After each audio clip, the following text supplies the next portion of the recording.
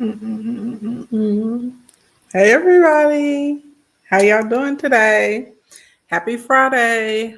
Tap the screen, share the live, tap the screen, share the live, tap the screen, share the live.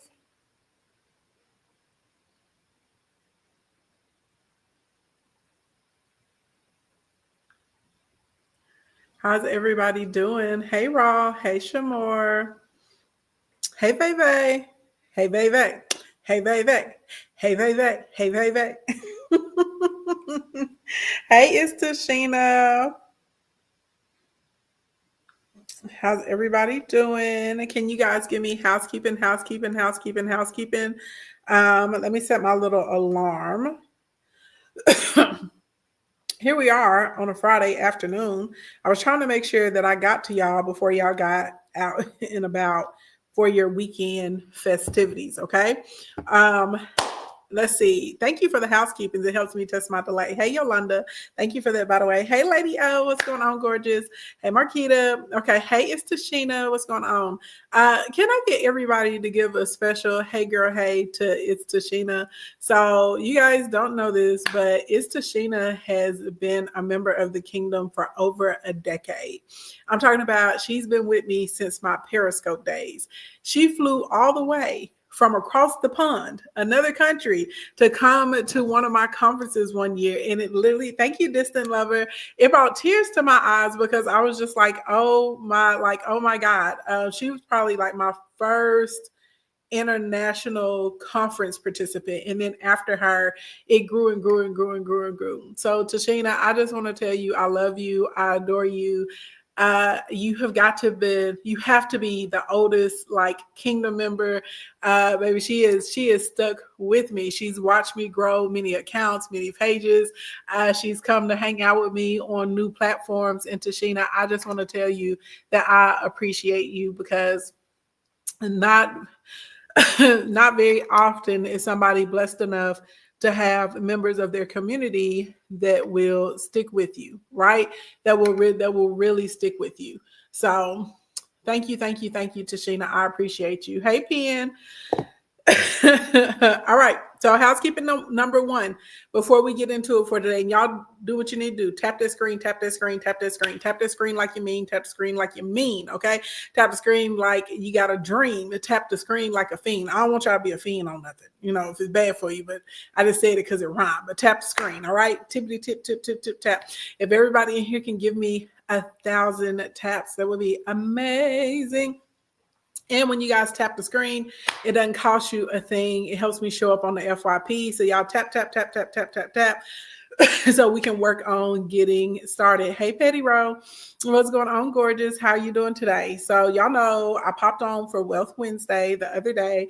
And then I got on, it was yesterday night for late night business. And we were talking about what's going on with the current administration. I was reminding you guys that the tariffs start on the 4th. March 4th, that's next week. And we said something. I'm not going to say what I said, and TikTok, my live, they shut it down, okay? Because we were being too real. So I'm going to tell you what I've told you guys before. Is it there? Oh, is my little button here? Let me see. Wait a minute. Do y'all see a little button where y'all can send me a direct DM? So I have a brand new, let me see. Hold on, let me turn it on. Right here, y'all can send me a direct message. I'm so excited. I'm so excited about this. So if any of you guys are interested in my monetization nation, because there in Instacoin is where I'm really able to like cut loose and give y'all full throttle 100% what's going on, send me a DM. If you can't afford Instacoin, then come into Monetization Nation. I marked Monetization Nation all the way down to only $47. It's normally $297 a month. I took it all the way down to $47. Hey, Pen, what's going on, beauty? So join, okay? But you can send me a DM. You don't even have to leave the live. Just tap that little button that I just pinned. Isn't that cute? Isn't that cool? I'm so excited. But if you tap it, it'll send me a DM. Just put like some dollar signs or money in the DM and I will get you guys the link. Okay. Now, the next thing next. Okay. Everybody say March 7th, March 7th, March 7th, March 7th before we get into content today. Hey, MC. Hey, MC Latina. What's going on, girl? March 7th, March 7th, March 7th. That is next Friday. Next Friday at Central Standard Time, 8 p.m. Central Standard Time, 8 p.m. Central Standard Time, we are having game night. Okay. This is the first game night of 2025. Game nights are so much fun. So, one, to somebody, they're going to get a $24,000 seat into Instacorn Academy. Thank you. Also, there'll be a special combination of gifts. If you send those, you will get free social media audits, or you can get a power session. Also, a lot of you guys love the Manifest Everything Positive hoodies and the mugs, so we'll be giving away some sets of those. And y'all love housewares and cookware as much as I love home decor and cookware and kitchen stuff. So y'all really, really love like y'all remember I did like the pot and pan sets. I did like the white and gold and the black and gold and all of that stuff. And apparently y'all really were excited about the Dutch ovens too. So we're going to have some really amazing like kitchenware and houseware stuff. That's going to be our theme to give away. Now, some of the games we're playing, y'all like karaoke, so we will be having karaoke. So have your vocals ready. Okay. We also are going to be playing What's in the House because y'all love What's in the House. We're going to have some trivia games. You guys will be divided up into teams. Y'all know how we get down. We may have Hey Niffany. We may have a couple dance competitions and stuff. But game night is a lot of fun. So if you've been stressed out, if you don't have anything to do on Friday, don't sit at home and be sad by yourself. Just come to game night with us, okay? Now, my game night will be on the Bean Bowl. Okay, y'all can put it in the chat. I can't say it out of my mouth or TikTok's going to suppress me. Okay. Why is my game night over there? Because they offer. Can I be real with y'all? Since we're talking about money mindset in business, can I talk to y'all for a minute? March 7th, 8 p.m. CST. Y'all will start seeing me post flyers for it on Sunday. I'll start because tomorrow I need to finish what we need to talk about today. Anyway. It will be now. Can I keep it a buck with y'all? Y'all want me to keep it a buck, or I just need to keep my lips on mute? Which one? Y'all want me to tell y'all? Y'all want me to give you the tea, or y'all want to keep it locked up? Okay, so y'all know we have the Rich Bish Show. And I know some of y'all are like, Ashley Ann, what happened to the show? So my show was exclusive for the Bean Bowl, and we went into negotiations because sometimes when you know that you're worth more than what someone is giving you and you've proven yourself what you can bring and what you can do, sometimes, you got to go into negotiations. So we went into negotiations and we finally ended up with a really good deal. Okay.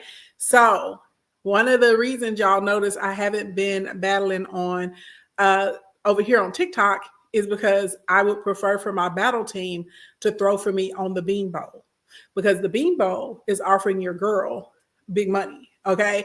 Much more money than they're offering me here on TikTok. A lot. Okay. A lot. We're talking about over 6 figures a year and not low 6 figures. Okay. So if you cool with me, if you fool with me, y'all be like, Ashley Ann, you do so much for us. We want to do something back for you.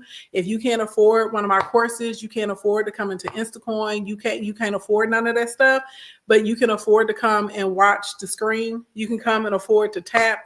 You can come and afford to work the comments and participate and give me views for the show. You can afford to invite other people. You know what I'm saying? You can afford to come and hang out with us on game night. Then that's what I would love for you guys to do. So if you fool with me on YouTube, TikTok, the Gram, Facebook on Friday night at 8 p.m., March 7th, next Friday, 8 p.m., we will be there. We'll have a special edition of the Rich Bish Show because it's going to be around a game night. We're going to have prizes. We're going to have gifts. You do not have to have a certain amount of followers to be able to come up in the box and cam up.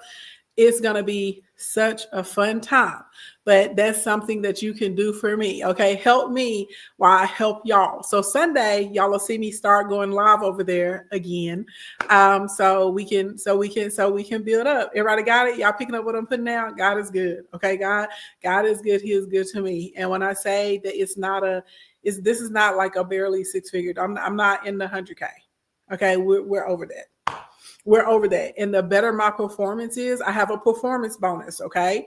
I get a performance bonus. So the more of y'all come to the shows on Friday night, the more y'all show up and y'all tap the screen and y'all work my comments, they don't even cost you anything. Okay.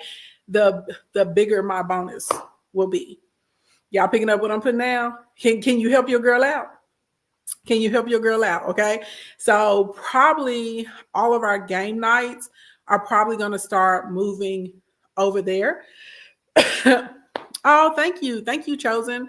So thank you for complimenting my hair. I have been using Glorious Locks. It's a small brand. It's a woman-owned brand. She's a Black woman-owned brand. She has a clarifying shampoo that's so good, and she has a nourishing shampoo, and it's really, really, really, really, really, really good. And it definitely helped my hair obtain more hydration.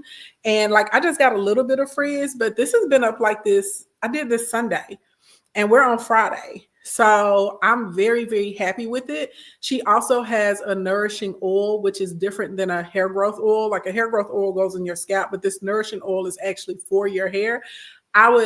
She has some I don't know if she has free samples right now, but I'll order it. Even if she doesn't have the free samples, it works. She's not paying me either to say this. And I actually purchased the products because my nephew has locks, and then two of my little cousin nephews, they're starting their locks. So I purchased products for them and then tried the shampoo and stuff, but it's so good. So do we need to migrate there as content creators? Petty Row, you will do very well on there because you already have an audience. Send me a DM, girl, and me and you can get on the phone because I have to give you a plan on how to work it for you so that you will do, so that you'll do well, because it's different. It's very, very different than over here on TikTok, like the way that you earn. Very, very different over there.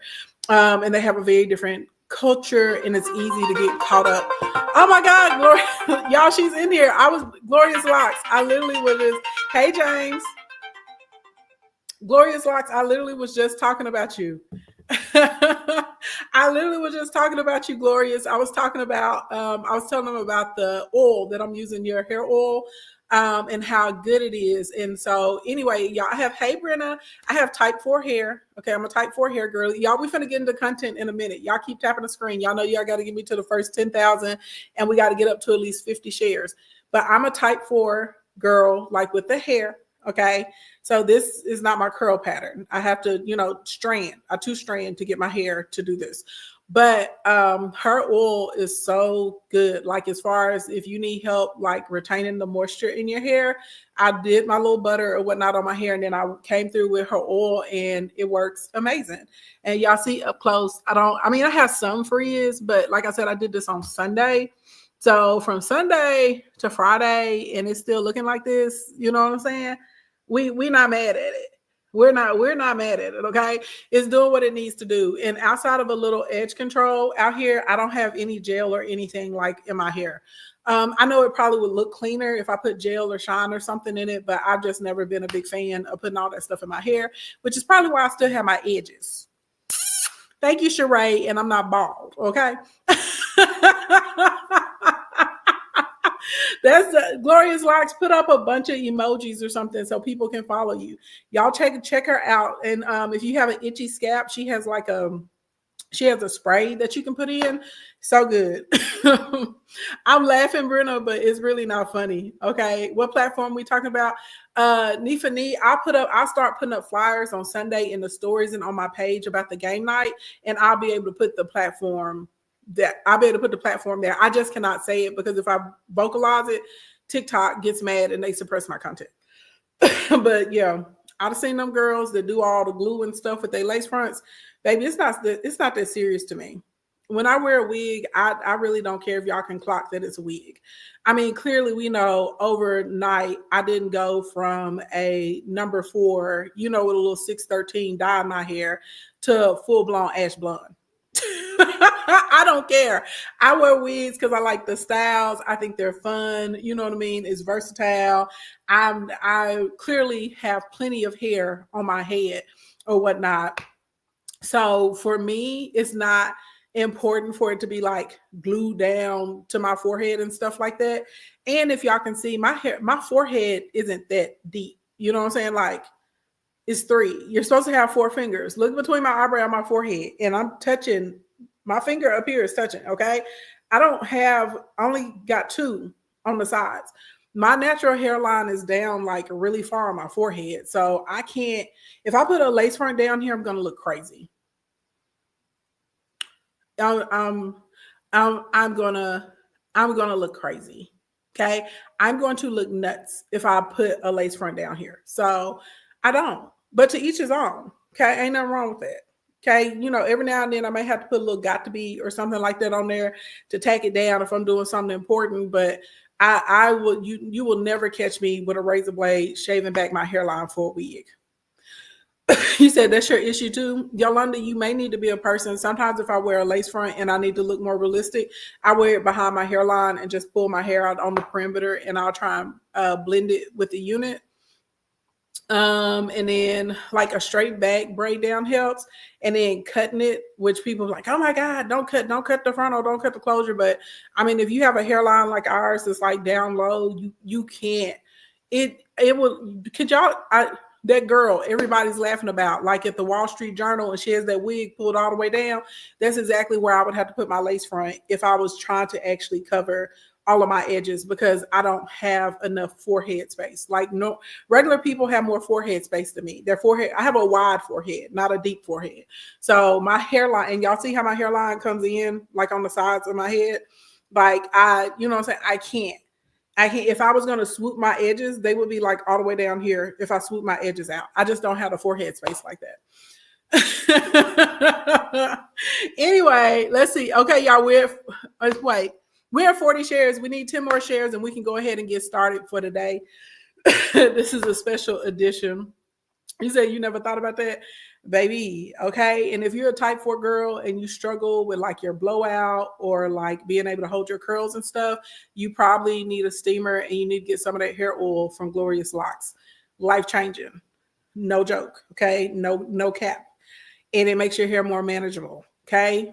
If you are a 4 girl, especially if you're a type 4 with a low porosity, I'm a type 4 with a low porosity and I have dense hair. I don't have fine hair.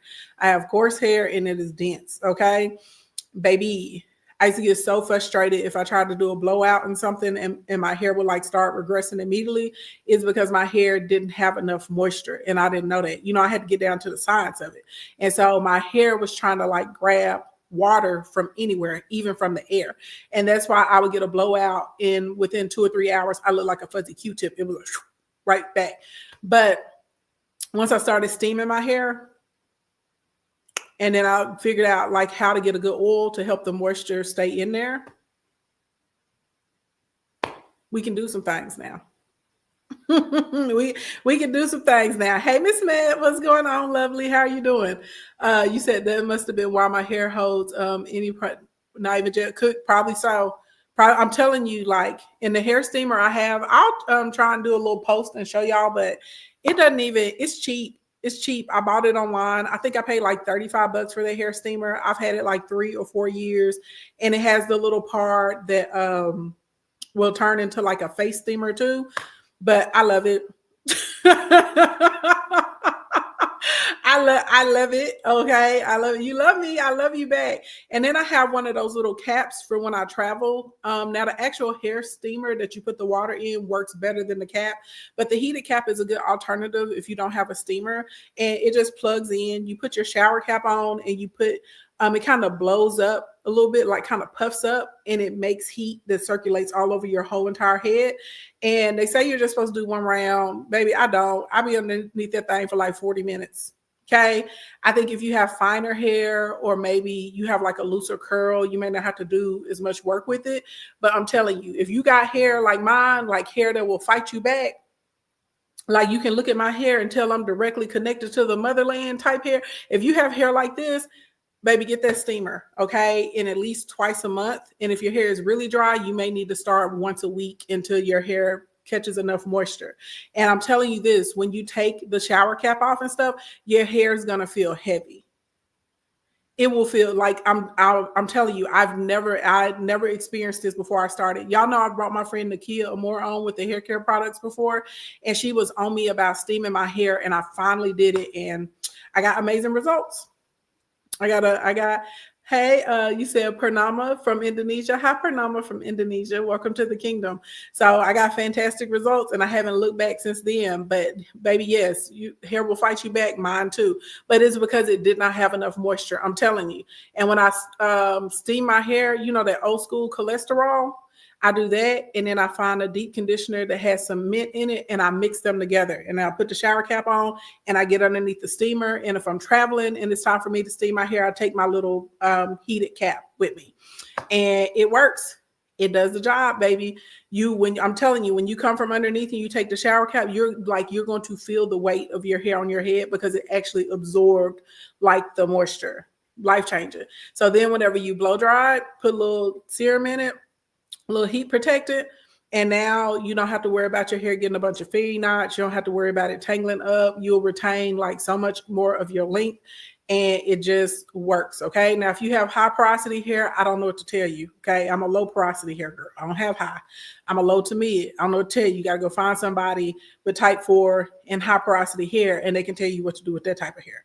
But if you got the hair that I got, the hair that will fight you back, the hair that if you put edge control on, it'll slide right off and it's down here on your eyebrows. You know what I'm saying? If you're that type of person, try it.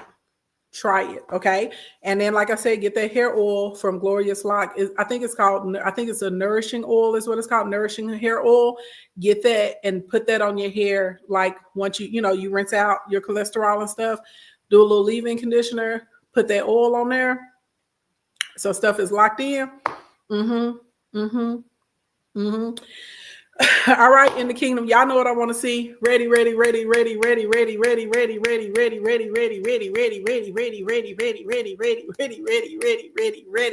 see it roll through my comments, okay?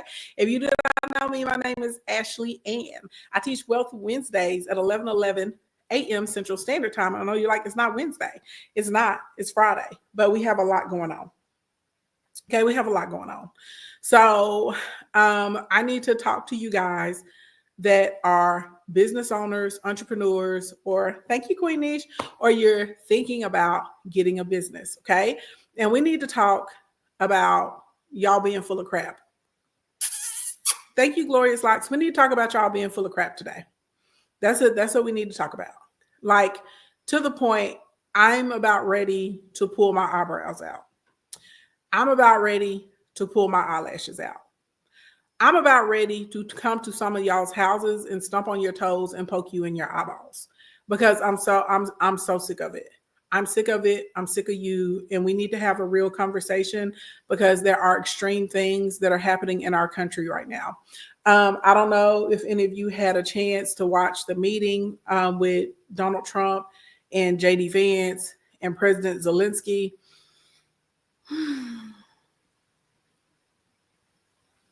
Have y'all listened yet? If you listen, give me a 1. If you have not listened, give me a number 2. If you've listened, give me a number 1. If you have no idea what I'm talking about, give me a number 2.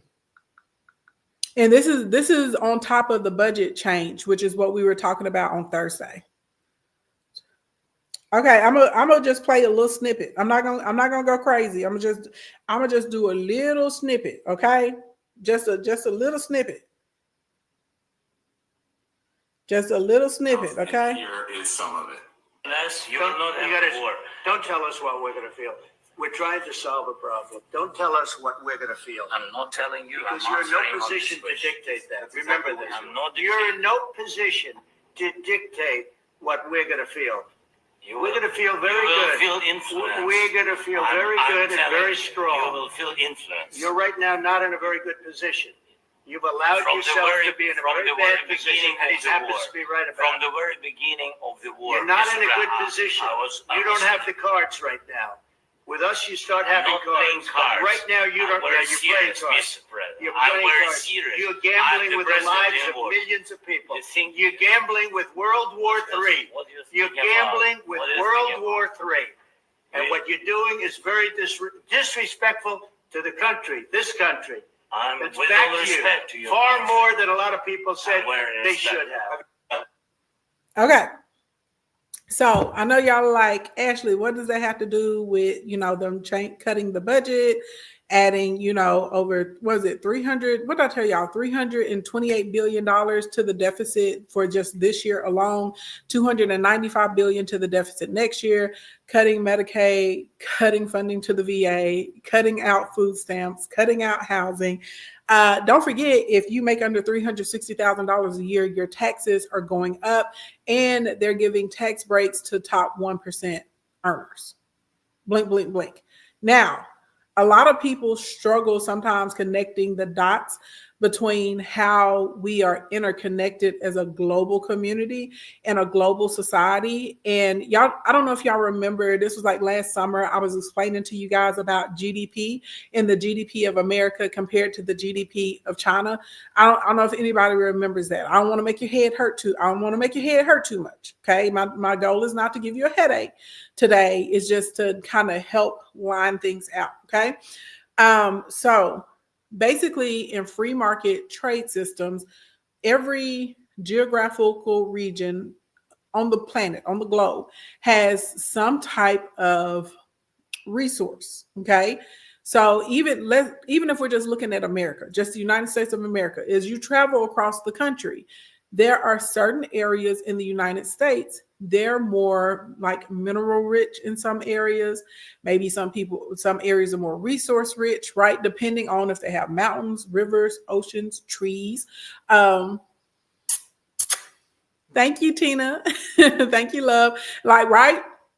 So I want you to think about the whole world, that all over the world, there are different things. Okay. There are different things that each country has. There are different skill sets. There are different information. There's different factories and manufacturing.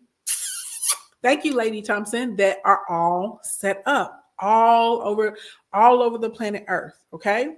So when this idea of the tariffs resulting with coupled with the budget cuts is a fast track to sending us into a depression. And I'm not being dramatic. Okay, I need you to listen. I know I have a smile on my face right now. I know I look friendly. All right. Now, and keep in mind, if it's blood in the streets, don't mean you got to be bleeding. So there's opportunities for us. And so I need you to stand up. I need you to stop playing games. And I need you to stop lying to yourself. Okay. So we're going to have a tough conversation today. Okay. You said I'm 2000% correct. Yes. So the cuts, let's see. Let me try. Okay. What you just heard between Zelensky and Donald Trump and JD Vance, in my opinion, does not make America look strong. Okay. When you look at other leaders and more specifically our other allies. Okay. If you go listen to that whole meeting, there's a portion of it where Donald Trump flat out 47 flat out defends Putin. Okay. He flat out does. It's not a way around it. It's not an inference. He flat out starts to defend Putin. I know some of y'all are like, well, it's not that big of a deal. It is. It is, especially when you look at our ally countries and how they feel about Putin and the relationship that those countries have with Russia. Okay. There's also, y'all, I can't think of the acronym. He cut funding for the scientists and the tech guys. Why am I having a brain fart? It starts with the N. Somebody help me out. He cut funding for them earlier this week. It's a big deal because it's putting us like 20 years behind. He literally just gave China a full competitive advantage over us. NSF, thank you, Tavia. Yes, the NSF. He cut funding for it. Yes, he did. He cut funding for the NSF too. And people that don't pay attention to that stuff don't think that's that big of a deal. Do y'all know that like all of our weapons, all of our cars, all of our computers, all of our phones, a lot of the homes literally they literally have chips. And if you guys haven't been paying attention to BRICS, okay, China and Russia are like this. Okay, they're homies. Okay, China and Russia are homies. Now, before President Trump got into the White House, okay, the US used to be homies with pretty much all the other white countries. Okay, when you think about NATO, so they used to be, so we used to be homies with all of them. Now, I want you to think about in your regular life. If you're best friends or you're really, really good friends with somebody and you have an op, and the person that you're really good friends with, if they start hanging out with your op, do you have the same level of trust in that person? Or are you looking at them, look, you give them a little side eye. You trying to figure out like what you really trying to do? Why are you hanging out with them? Why are you kicking it with them? Why y'all out here partying together and you didn't invite me? What do you even really have in common with them? Because you know how they feel about me. You know that they don't like me. You know they want to see my downfall. My enemies. Okay, that's my enemy. Not exactly, not at all. So I want you to think about it in that aspect. I know we're talking about countries, but is literally that's the most simplistic way that I can explain it to y'all. We're friends. And now you're hanging out with someone that doesn't like me. And not only are you hanging out with this person that doesn't like me, now whenever we have conversations about them, you're like, well, they're not that bad. Well, can you really see it from their side? I mean, I know that this is what they did, but it really wasn't like that. So what are you going to start to do? You're going to start to distance yourself from said friend. Okay. Some of y'all got that dog in you and you might even boop, boop, boop, boop, said friend, right? Y'all may have a dramatic blow up. Blink, blink, blink. Right. You're looking at them differently. So leaders of countries, hey, B. Marquita, that are our allies are now looking at us differently. Okay. Now, what we don't want to happen, which JD Vance already threatened this before he and Donald Trump were sworn in, is he said that if NATO did not lay off of Elanya, that they were going to pull the US out of NATO and NATO wouldn't have our funding. And I know some of you guys have believed this propaganda and you think that NATO is a waste of money, but it's not. Okay. That's one of the reasons we don't have invasions and we don't have attacks, grand attacks here on American soil. It's a form of protection. It basically was an agreement that was like, hey, if somebody come and they try and run up on you, somebody come and try and jump you, it ain't gonna happen because they're gonna have to get through all of us. So if we remove ourselves, we become isolated. And do not forget, Russia and China are doing this because when Biden was in office, he put a lot of sanctions on Russia.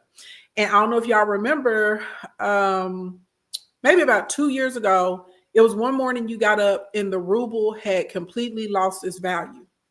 So what China did, they went and bought up a lot of Russians' debt with their currency, which is a yuan. Okay. So yuans are Chinese money. Okay. So this made the yuan stronger because a lot of the things that were traded before in rubles now also became traded in yuans. And then you've also had China systematically moving into Africa for the resources, little by little by little. Y'all know I've talked to y'all about some of the coups and stuff like that were happening, especially over in Niger. Right. And how they were like landlocked and surrounded by enemies. And, the US was over there shooting stuff here and there. Okay.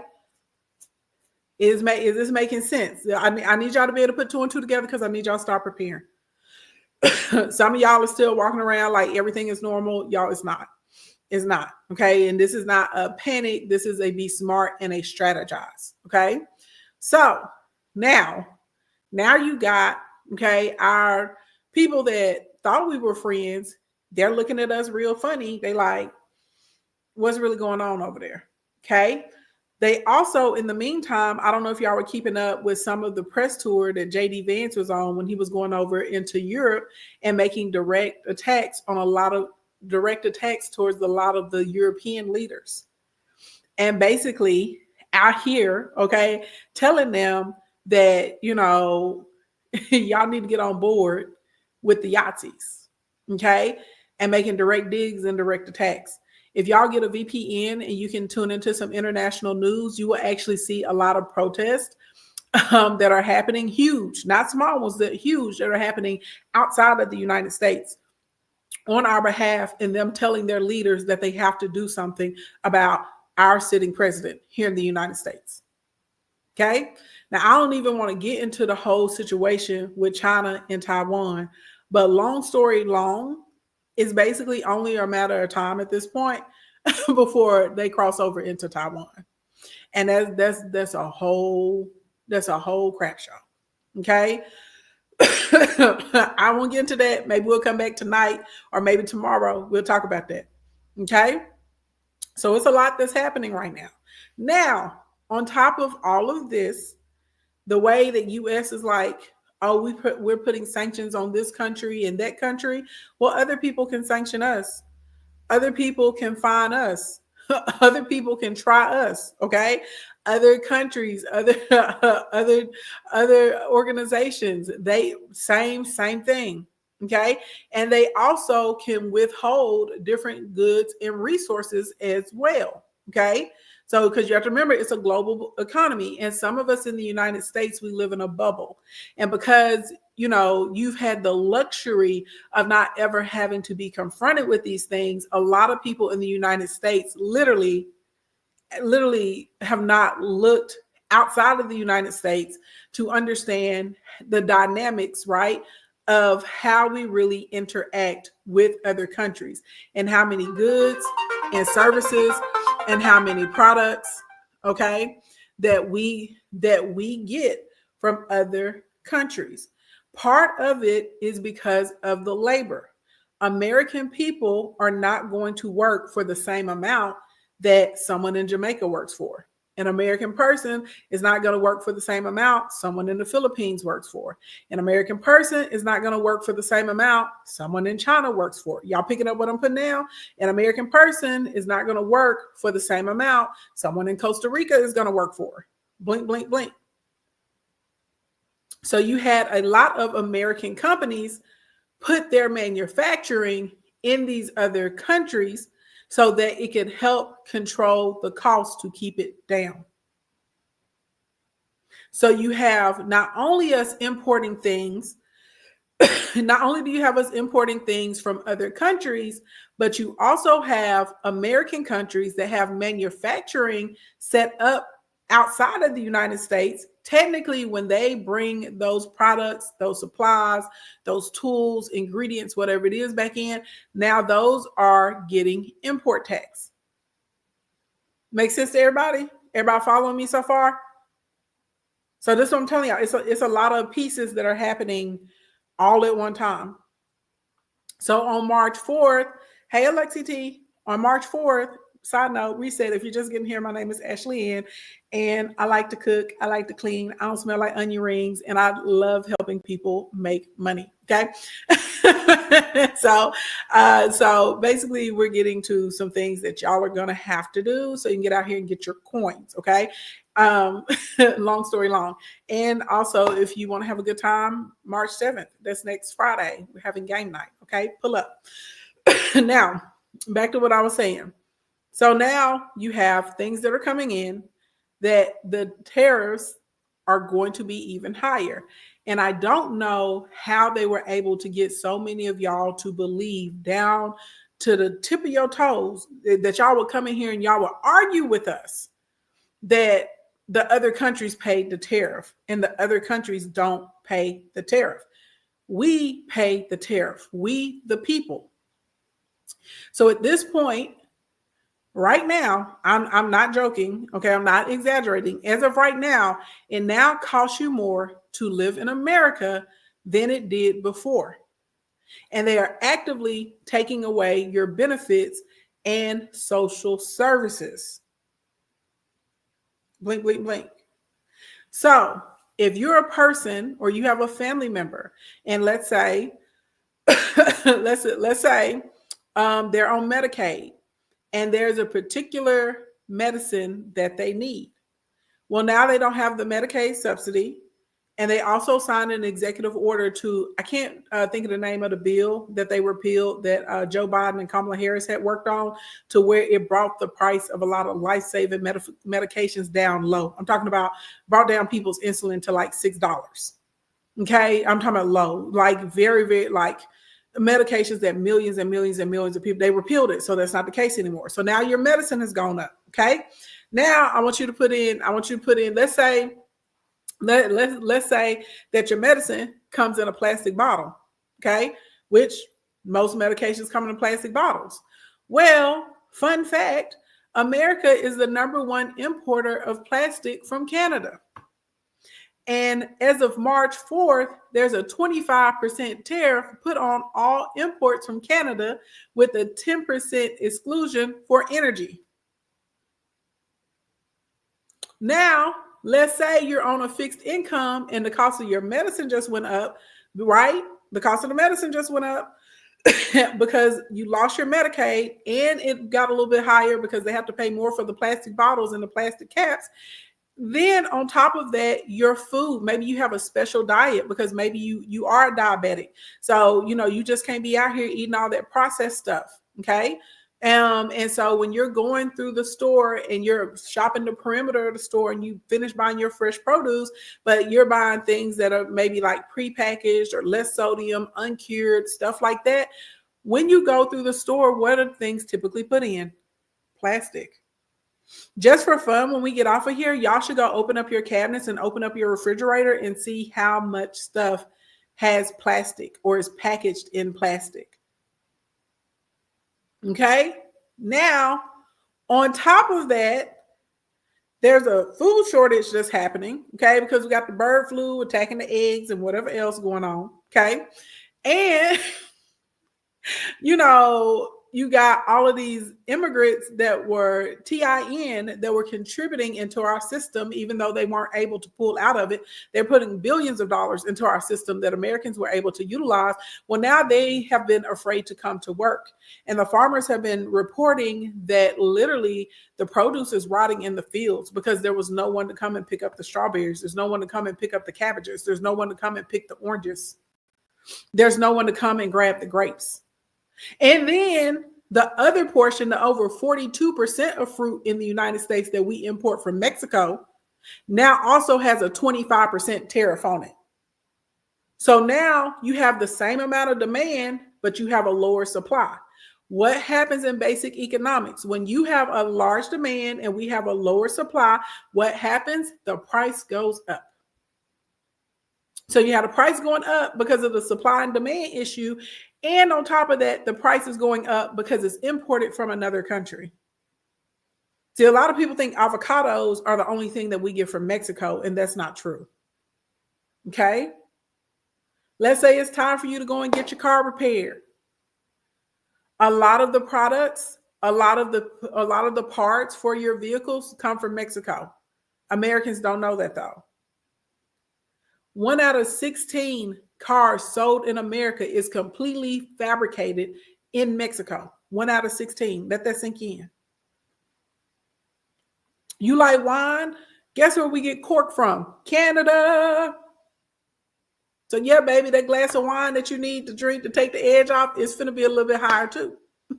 You understand? Guess what else we get from Canada? Paper. You need printer paper? It's finna go up. It's finna go up because of the 25% import tax, right? It's time for you to buy your kids' notebooks and stuff for school. They're going up. I'm just trying to help y'all understand. You need more money, and you need more money quickly. Then on top of all of this stuff going up, what did they do? They went and they increased your taxes. If this proposed budget that the Republicans have put out, because it already passed the House, all of the Republicans except for one, I can't think of his name right now. There's only one Republican that did not vote for that budget.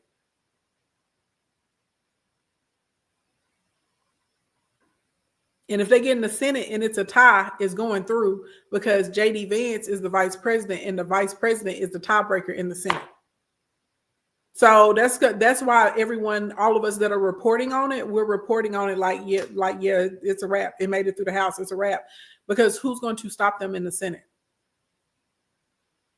Blink, blink, blink. Now, we will say this. They've been having these Republican senators have been having a lot of town halls and meetings and stuff, and their constituents are putting a lot of pressure on them. So that may be a turnaround to get enough of them to vote no, because their constituents are coming flat out in their face and they're telling them, they're saying, if you vote yes for this, you are not going to have a seat anymore. We're going to vote you right out. People are flat out telling them that. Okay. So this is why we're getting online and we're like, hey, you need to call. You need to call. Okay. Did the Senate vote? I haven't seen the results from the Senate vote today. I haven't seen them yet, Budget and Baddie. I got to go check it out. I haven't seen them today. But this is why people are like, you need to call, you need to call, you need to call. you need to call. You need to voice your opinions. You need to show up to these public meetings. You need to show up to these town halls. They need to know that you mean business. Okay. So now, if anybody in here make over $360,000 a year, anybody in here make over $360,000 a year? You don't. I know your taxes are going up. And this is not a theory. You can go and look at the actual budget. It's 45 pages. You also can go and look at the tax plan. The tax plan was already submitted before Donald Trump was even elected. So that's why it's weird to me that people are like shocked by it all of a sudden, because y'all know I was hosting whole entire lives and I had it popped up in here on the screen. Okay. Now, this is here's a silver lining. Republicans love business. They are running the United States right now as a business. Even with this whole Department of Efficiency, and they're coming in and firing people left and right and cutting the veterans, budget and getting rid of Medicaid and free lunches and all this other kind of stuff, right? Because businesses want to lean out. Businesses' goal is to increase the profit every year for the board members. Please keep in mind, though, our government is not supposed to be a business. Our government officials' jobs are to serve the people. So let me just go and get this out of the way, because I know it's some MAGAs in here, and that's fine. I mean, it's really not, because you're causing a lot of suffering for yourself, your fellow Americans, and even your children. However, because y'all love voting against yourself. And before somebody's like, oh, I'm not a Democrat. I'm an American. Okay. I'm an American and I'm a real live patriot. Okay. And I care about my country, and I'm going to vote for who's the best for the job. And you can't convince me that what's happening is best for American people. It's hurting too many people, because teachers, understand this. A lot of y'all are about to lose your job too if they're successful with the cuts in the Department of Education. Okay. Now, for all of the MAGAs that think that this is a good thing, it's not. They're taking away your services and they're cutting down, right? So they can give tax cuts to super wealthy people. I'm talking about people that have net worths over $1 billion. Do you know how much money $1 billion is? The majority of Americans are closer to being broke and homeless than you are to becoming a millionaire.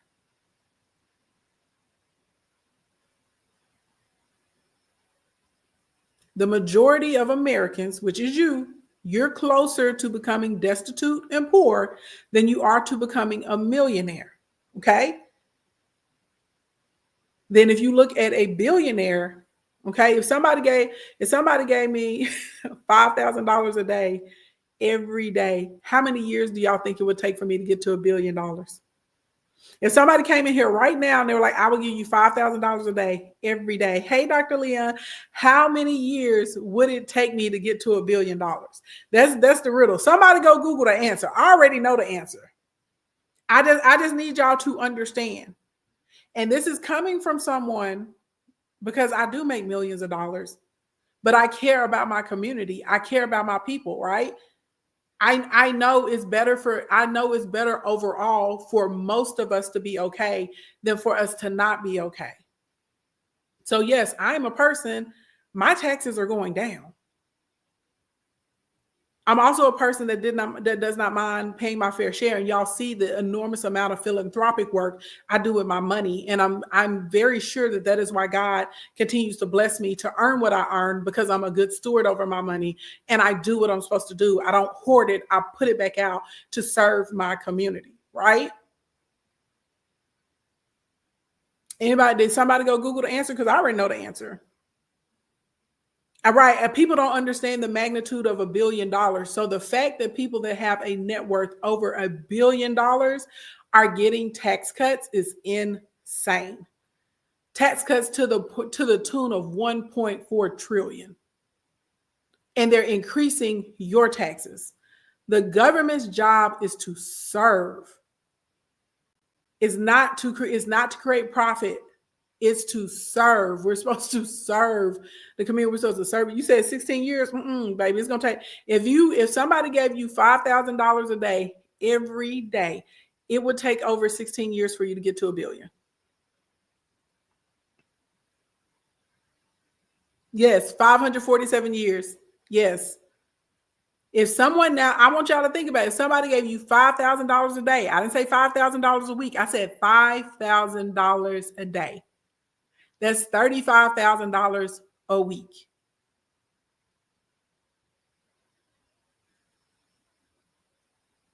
That's $140,000 a month. That means you make millions of dollars a year. Now they're out here talking about fraud while the average person on Social Security has about $65 a day to work with. And these are billionaires. Billionaires.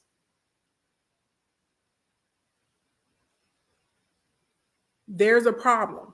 Okay. So when MAGA are like, well, why do y'all have a problem with people getting richer? Because they're elected officials. Their job is not to get rich. Their job is supposed to be to serve the people. And on top of that, in order for you to get rich, it means you have to make other people destitute. There's a problem. Blink, blink, blink. There's a huge problem. In order for you to continue to get richer, that you have to make millions and millions and millions and millions of people destitute.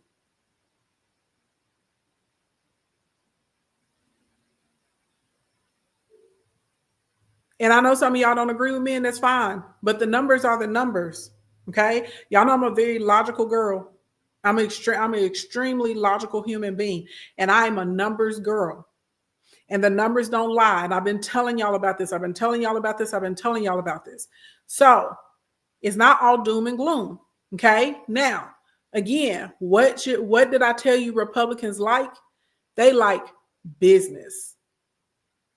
They like business. Why do they like business? Because the American tax structure has always been set up that if you're an investor or you're a business owner, you get tax breaks. So this is one of the reasons that I have been trying to encourage you guys to get a business, to get your side hustle. If you want to be a content creator as your side hustle, that's fine. You put it in an LLC though. Okay.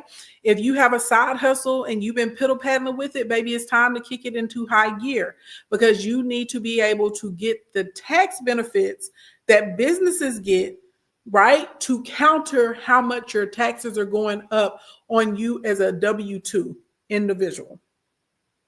So when you have a business, a small business, okay, a LLC, and you go and get your taxes filed, you're going to have a 1040 with a Schedule C attached to it.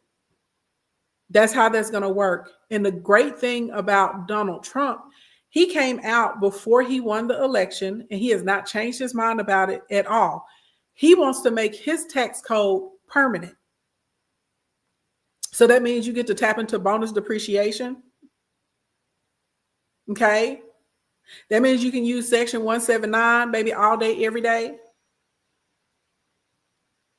That means you get to do Q20.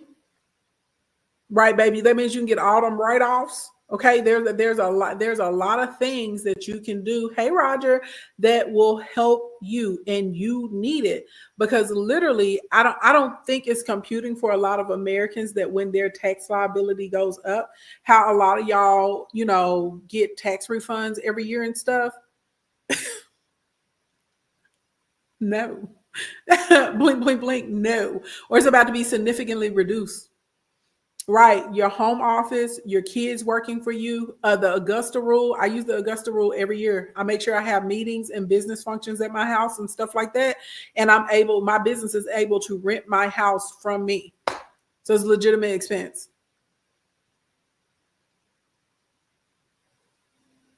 Okay. You said you wish you caught a live before now. Give me a follow, baby. You'll get notifications when I pop on. Okay. So you legally need to put yourself in position to where you're going to be able to leverage using a business. Also, Donald Trump loves real estate. He loves real estate. A lot of people like me, we use real estate because we need the depreciation.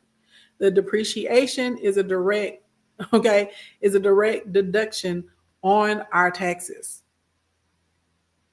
So if I got $30,000 in depreciation, that's $30,000 that my tax liability has gone down.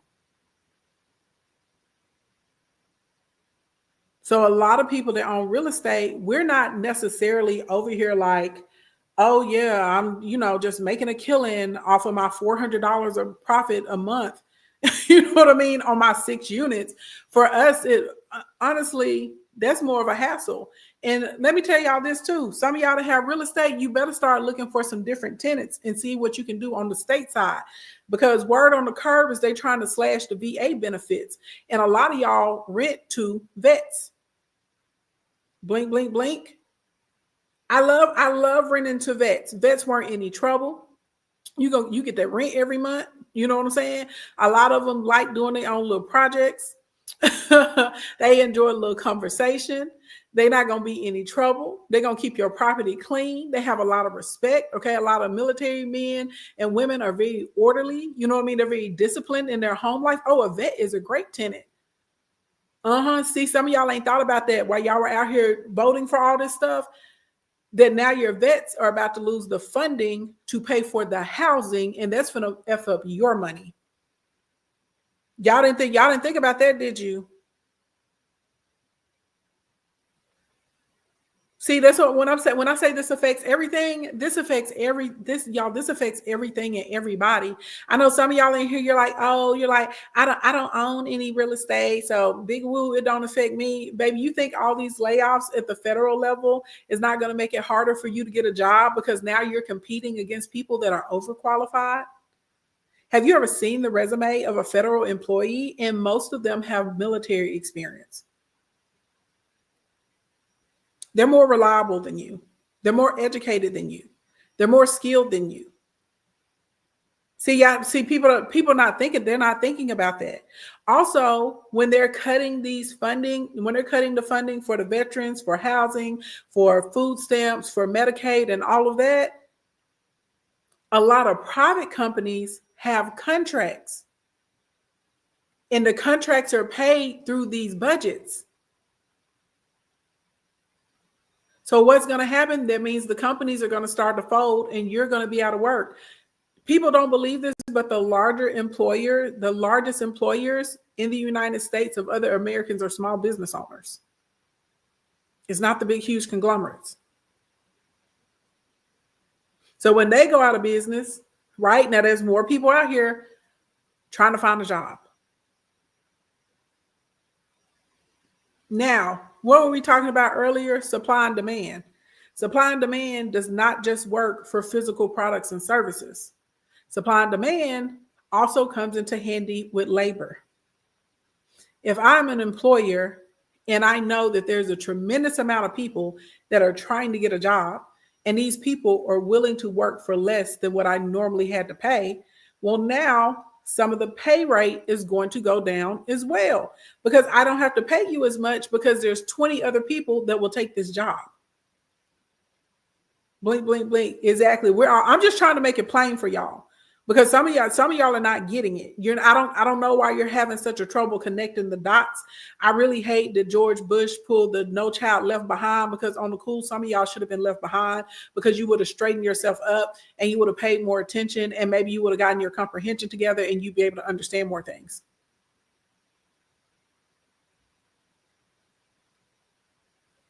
Some of y'all that live in states, especially red states, where you have universities that bring in big tourism dollars, and you have armories, and you have universities and colleges, baby, if they gut the Department of Education the way that they want to, these colleges are losing money. Guess what? That means your kids ain't going to school because they lost a Pell Grant, and the schools are also going to shut down. You're also going to have the hospitals shut down, because if 63% of the revenue from hospitals inside of rural areas comes directly from Medicaid reimbursement. Y'all was excited about the babies not being able to have free lunch, about the babies not being able to have free breakfast, because some of those kids, that's the only meal that they ever get to eat. Well, guess what? The school systems, they purchase the food from American farmers. Blink, blink, blink. Y'all didn't think about that, did you? Y'all didn't think about that. If I'm being honest, I don't understand how feeding a child can be considered government waste. I don't. I don't. And I don't care what people think about me or how they judge me, or no, that's not. We're not going to act like everybody is born into a two-parent household. We're not going to act like, even if you're born into a two-parent household, that sometimes people don't fall on hard times. People get sick. People get laid off.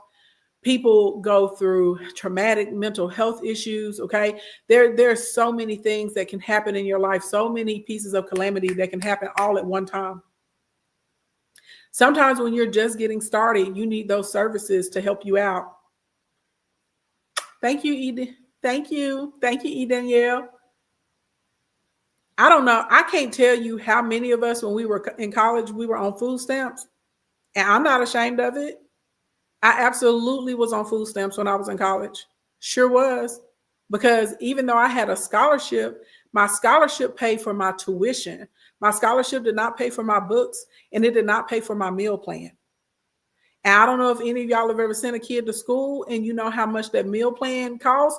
Baby, they're expensive. Okay. I didn't have $2,800 or $1,800 a semester to be able to eat in the CAF.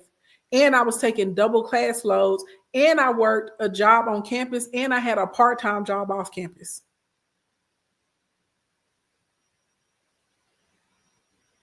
And that's how me and my friends were able to eat. And I don't have rich parents. That's how we were able to eat. And I graduated, and I got a job, and then I didn't have to use food stamps anymore.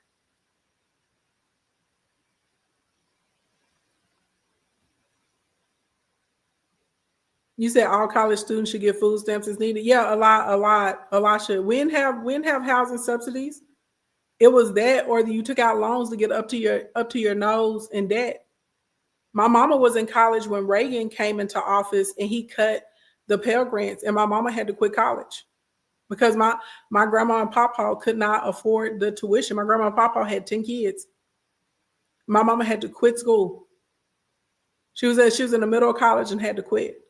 And she went, right, and she got the training and skill and worked and all of that good stuff. And thank God she was able to get trained. She went and she worked for Mick Corporation. She doesn't work for him anymore. Yep, and now I'm a millionaire. That's probably one of the reasons that I give back as much as I do. So it's very, very strange to see people have such a disdain for other American people, and literally they could be in the same situation. It's really crazy to see teachers now getting on the news and getting on social media talking to it. You better come on. You better remind the people, Richard. Richard said now she's buying groceries for everybody at the supermarket. I love what you did. Thank you. Yeah, I do. I have the Richard's Perfect. Yep, I do. I have a program called Grocery for Strangers. I don't source any money from anybody. I've never asked y'all for a dime for groceries with strangers. I pull that money out of my pocket. And I do. I go into different neighborhoods where I know that they're hit economically, where they're having economically tough times. And I sure do. I go to the grocery stores and shut them down. Buy everybody groceries. Be spending $10,000, $20,000, $30,000. Do what I need to do. And then I get in my truck and come back home and thank God that he gave me the ability to do something like that for other people. Some of y'all are so heartless and you're bitter and you're angry and you're mad because you feel like somebody's getting something that you're not. The fact that you're so charged and motivated. Hey, Paula Robinson International. The fact that y'all are so charged and so motivated by hate and keeping someone else from something is disgusting. It's disgusting. It absolutely is. And you don't understand that that's why that's why you're struggling making the money that you want to make. That's why you're struggling achieving what you want to achieve. Because y'all don't understand how everything is interconnected. The same person that's out here cheering for, kids to not be able to have free lunch, for kids to not be able to have free breakfast, doesn't realize that they work for a manufacturer that had a government contract. And now because the funding was cut, they're about to lose their job. Like these people I'm seeing pop up, oh, I'm a Trump supporter. I don't understand how I lost my job. Basically saying I wasn't supposed to be fired. It was other people that were supposed to be suffering. Right. Not knowing that is the one that could help upgrade you. That may be the person that changes your life. Yes, they did. They stopped student loan forgiveness, which is crazy because they let all those millionaires and billionaires off the hook that took PPP loans and EIDL loans. I don't even want to talk about that because I will visibly get upset. I'm a yellow girl, so when I get upset real bad, my nose will turn red, my cheeks will turn red, my ears will turn red. I won't be able to hide it. But yes, that will visibly make me upset. When we start speaking about that, the fact that they don't want to forgive people for their student loans, and these are people that were already making millions of dollars and in some cases billions of dollars, but they had their PPP loans and their EIDL loans forgiven. So it's cool when they do it. You know what I'm saying? It's cool for us, but you stay out here and you struggle. Crazy.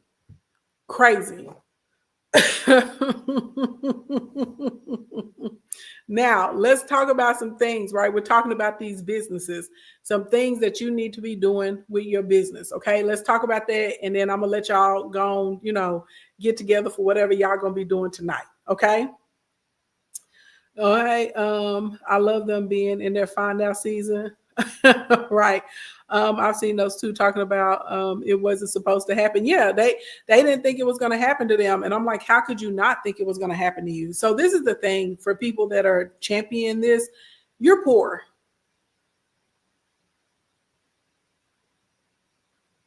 You are poor. And you've picked up a wealthy man's argument. More specifically, an argument for wealthy white men. And you're parading it and shouting about it. And I'm not making inferences because if you read Project 2025, you also pay attention to them in interviews. I follow a lot of them on social media, and they've come out and flat out say that the only people that should be in power are white men.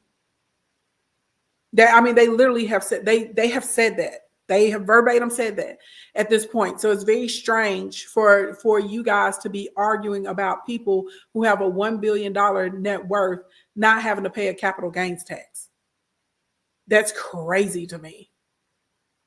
That's crazy. That is insane. You're arguing for somebody who has a net worth of $1 billion to not pay capital gains tax, and you're running around here talking about it's criminal. And your net worth isn't even $10,000.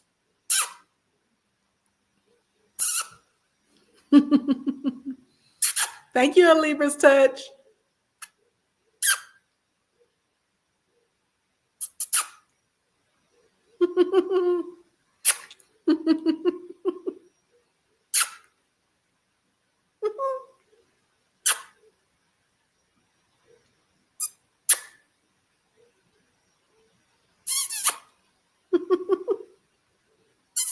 Thank you for all my kisses, girl. Thank you, Libra's Touch.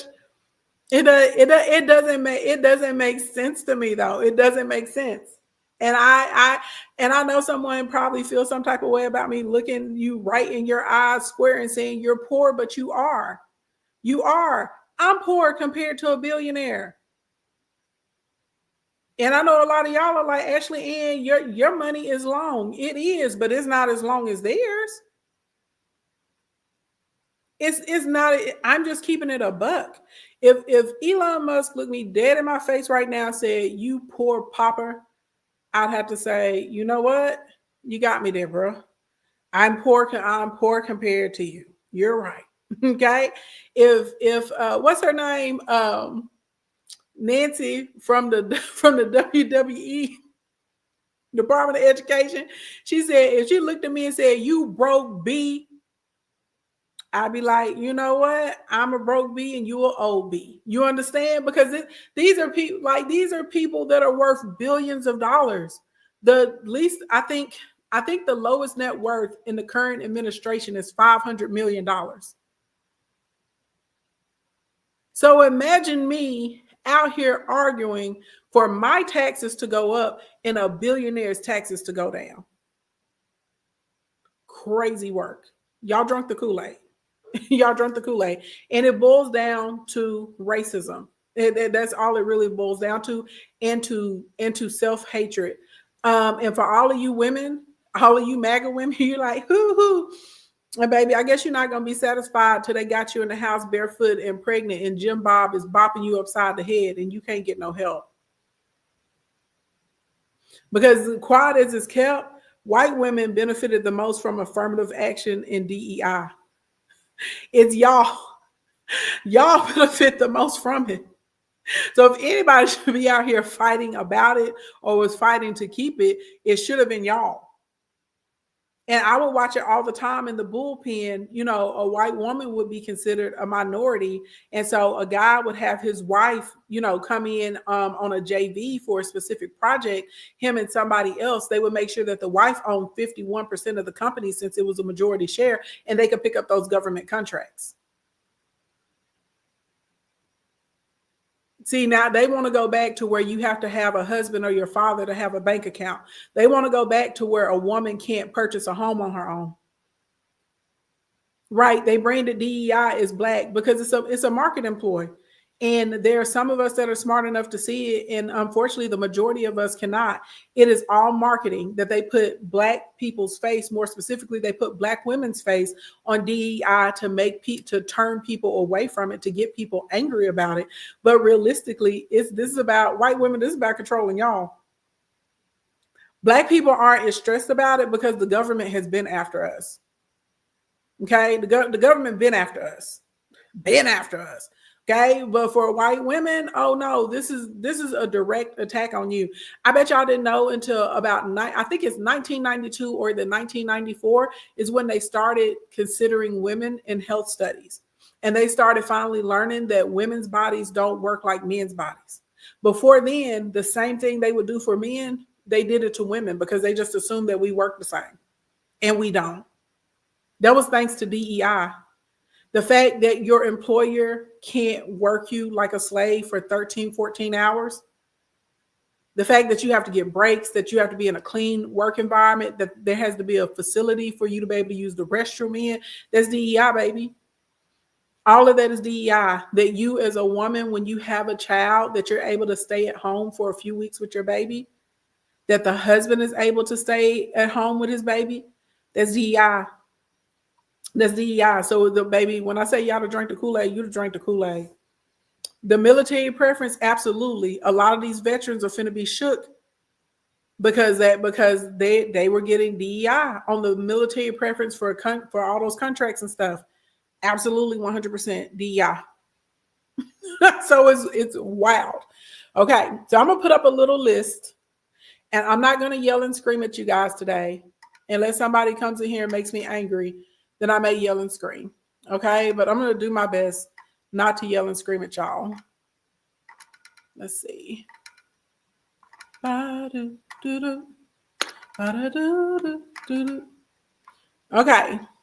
Oh, let's see if we can.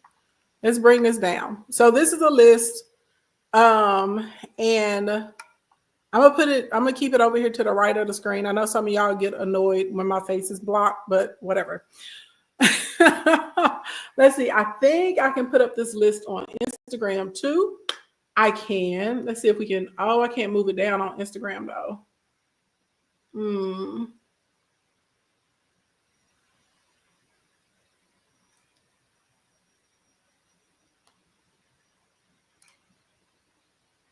Okay. All right. So I'm going to try in YouTube. I don't have a copy over here. I'm sorry. I'm not prepared, but I'm going to read it. And I made this list because I am extremely frustrated at this point. Like when I say I really want to come to some of y'all's houses and just like slap you in the mouth, I'm not even lying. I'm not going to do it, but I want to do it because y'all, okay, first of all, funnels and websites are tools. They are tools. They are tools. They are tools. A lot of y'all out here paying people $6,000, $10,000, $15,000 to build these pages, build these sites, build these funnels for you. Y'all get frustrated with me whenever I tell you the truth. But if I'm telling you that that is not your issue, it's not your issue. I'm telling you because one, I really want you to be successful. I'm also telling you the truth as well because I understand that a funnel is a tool. So if you're not good at listening to your target audience, if you have an offer that they see is crappy, if your messaging isn't good, if you're not putting up product videos, you have no media presence, you're not using SEO, you don't understand the sub communities and the self-identifiers of your audience, you don't have any lead magnets, you're not doing any daily offers, you don't have any off-app engagement, you don't have a link tree, you don't have a follow-up sequence, you don't have any CVO or return paths, you don't have a basic mode of branding because you think branding is having your page in one color and slapping your logo everywhere. If your social media reach is suppressed because your content sucks, okay, and your audience is who determines what good content is, y'all are like, oh, these people are scamming me. They're not scamming you. You have scammed yourself because you didn't want to take the time to put in the work and learn how to actually make money. You didn't want to learn how to actually monetize your social media. You didn't want to learn how to capture people's right information and data. You didn't want to learn how to be in constant communication with your audience on a regular basis. And this is why your funnel isn't working. It works. You just don't know how to work it. You don't know how to work it. So typically, this is why I tell people to get into Instacoin Academy. Because for a year, we can work with you, we can work with your business, we can work with your brand, we can take you from not knowing anything to being able to know everything so that you have a sustainable business and you're going to be able to be successful with it. And this is the part where I get frustrated with y'all because believe it or not, I still write my own emails. I still put together my own curriculum. I still do all the modules for our courses. If you're in Instacoin on Thursdays, when you come to Insight session, it's going to be me. It's not someone else. It's me. I'm still there trying to help my clients. So it is very frustrating to me that y'all say that y'all want to be successful in these businesses. And we put together free courses. We put together classes. I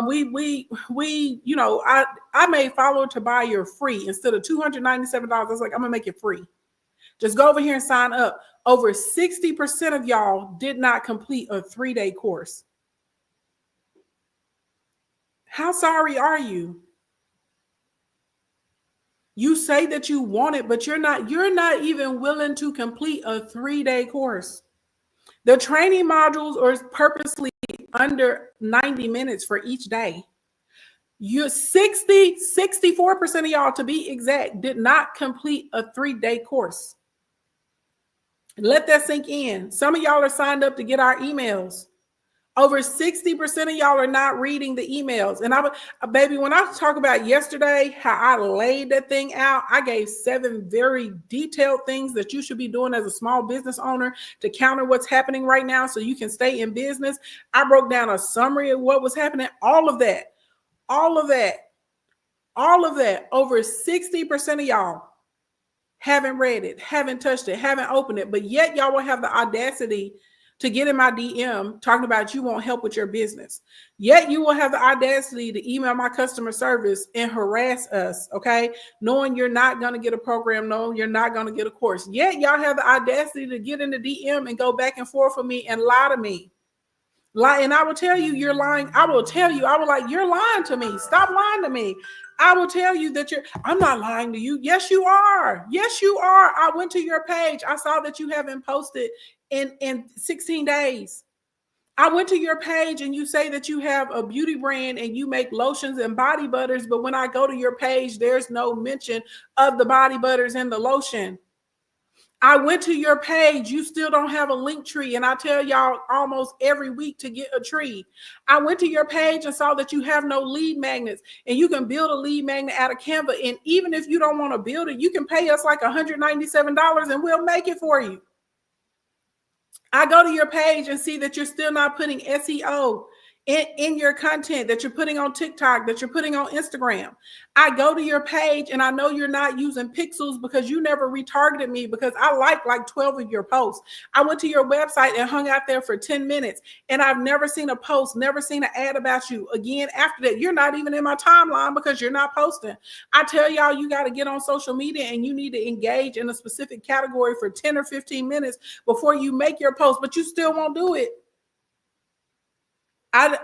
Do they have to come and kick in your door like the Gestapo and drag you out of your house before you understand what's going on? Like, do they have to come in and buy your company and say, all of you, you're fired before you say, oh, I should have did this. I should have taken myself seriously. I should have tried to put myself in a better position. Like, yeah, I'm asking y'all, what do they have to do to get you to kick it into gear? I'm not even joking. What do they have to do? Somebody tell me what is going to have to happen for you to be willing to make, and to be honest, y'all feel like this is a lot. It's not, it's minimal effort. I built my business offline, feet on the street, okay? Stomping on the concrete, being in 11 meetings a day. Okay, I built my business old school, traditional. When I built my event design and production company is old school. I didn't have a social media account like that back then. Social media wasn't even popping like that. There was no such thing as a sales conversion and content marketing and value added marketing. That was not a real thing when I first started this. Being online and making money is much easier than having to go old school, feet in the street, getting out, networking, following up, going to visit people, remembering birthdays, sitting in muffin baskets and protein baskets and going to shows and sitting on stages. Thank you, Nino. Right? This is way easier than that. I'm buying out a manufacturing company because they haven't done. Ooh, come on, Dr. Leon. Thank you, Ashley. I don't understand. Like, no, so I'm serious. So we're gonna get into Q&A, but all of this stuff, it needs to be done. Okay, it needs to be done. You have to learn how to do it because most of you guys don't have the money, okay, to pay someone to do it. If you don't have the money to pay someone to do it, that means you're gonna have to put your time into it, your energy. You're gonna have to put your practice into it. Hold on, y'all. Let me get a charger because my iPad just flashed. You broke, well, baby. You better get to learning. Don't say you broke. Your money is coming.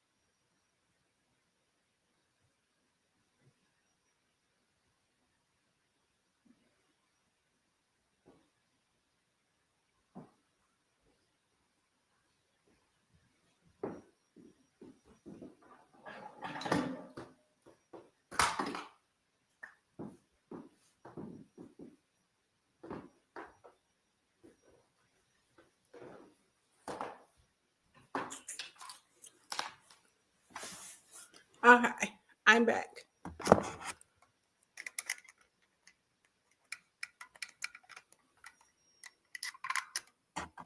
There we go. Okay. Let's drop the little link so y'all can come up and we can ask business questions, okay? But I'm telling you this, if you know you finna be on some fugazi stuff, if you know that you have no intentions on applying this, what I'm telling y'all is to stay out my inbox. Do not sign up for our emails. Don't sign up for my courses, okay? Do not sign up for classes. Don't do any of that. If you want to join Instacoin, you can click the link in my bio. It is 80% off today, and it's 80% off tomorrow as well. And if you have bad credit, then we have a no credit check payment plan, and you can do that too as well, because a lot of people don't have credit or they have bad credit. Okay, and we'll still give you full access. A lot of people, they'll be like, you got to pay before you get to come in. Nope, we'll still give you full access. My skin is skinning. Thank you. You scared to go up here? Well, then you scared to make money. If you have a question and you're scared to come up and ask, baby, go get you a second job or a third job. Real life. real life. Y'all gotta stop. What are y'all scared of? You should be more afraid of being destitute than you should be to ask a question, especially if you get someone that's like, okay, like my track record is impeccable, and I'm not being braggadocious. It really is. I've helped at this point close to 900 people. It's like 892 or something is where we're at. People hit six figures. 181 of my clients have done $1 million in under a year. I have 5 clients, about to be 6 in 2 months, that I can honestly say, and they can say, and we have it documented, that they've earned over $10 million a year for 3 years in a row. So the fact that I'm like, okay, when I come in and I do these Q&As and I'm willing to answer y'all's questions in the live, you know what I mean? I'm willing to talk to y'all, like, take advantage of it. Because my hourly rate is $5,000. So yeah. So you got a question when it's Q&A time, come up and ask your question. Hey, Roger, how you doing today? How you doing, Feminine Millionaire? I'm doing wonderful. Happy Friday. I missed you going off yesterday. I don't know what you said, but last night when you popped up on my feed, you talking about what you did, I was laughing. Like, I'm sure it was warranted. I'm almost certain. I'm positive. I'm 1,000% positive it was warranted. Knowing your authenticness, definitely warranted. It was. You know what I was frustrated about? The amount of people that lie to themselves, and just because they lie to themselves, and they expect me to believe their lies, and then they get mad at me when I'm like, that's not acceptable. And the amount of people, like, the amount of people that are happy to ruin their life based on what they think someone else thinks about them.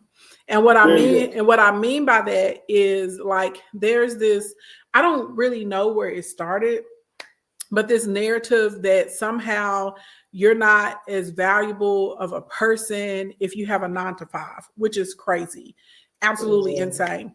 And so there's this thing where people are like, you got to jump, you got to leap, there's very few people that God have actually said, you leave this company, you leave your 9-to-5 and you go start a company immediately. Okay.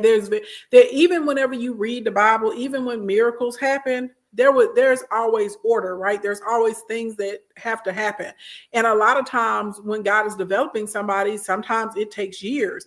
And so because it was popular, people got on the internet and they were like, you got to take the leap of faith, leave your job and put everything into your vision and your dream. And I would talk to people and they'd be in my inbox talking about, well, I'm not going back to work because I know I need to focus on my company. You can do both at the same time. I worked for 3.5 years before I went full time into running my business.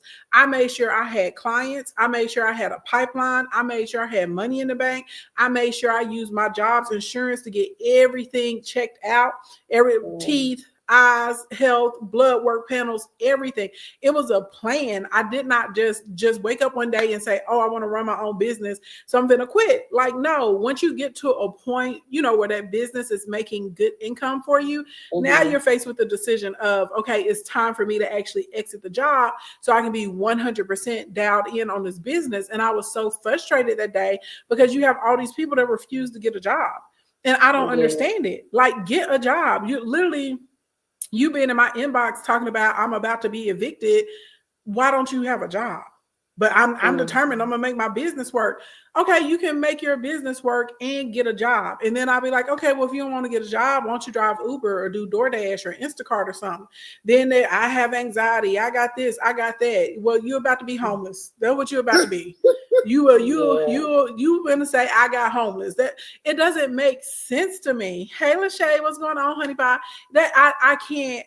It's hard for a person like me, especially someone that's solution oriented. And I don't think I'm too good for any job. If I had to go get a job scrubbing toilets and that's what I need to do to pay my bills, that's what I would do. You know what I'm saying? And I know that's not my forever, but a lot of it is about optics for these people because they don't want to, you know what I'm saying? They don't want, oh my God, that they out there working a job. Go get a job and pay your bills. It's crazy to me. So that's why I was like, I literally that day Roger was screaming at the camera. I was like, get a job. I was literally screaming. I hated that I missed it. I was like, man, I was trying to. I said, no, let me leave it alone. I'll catch you tomorrow.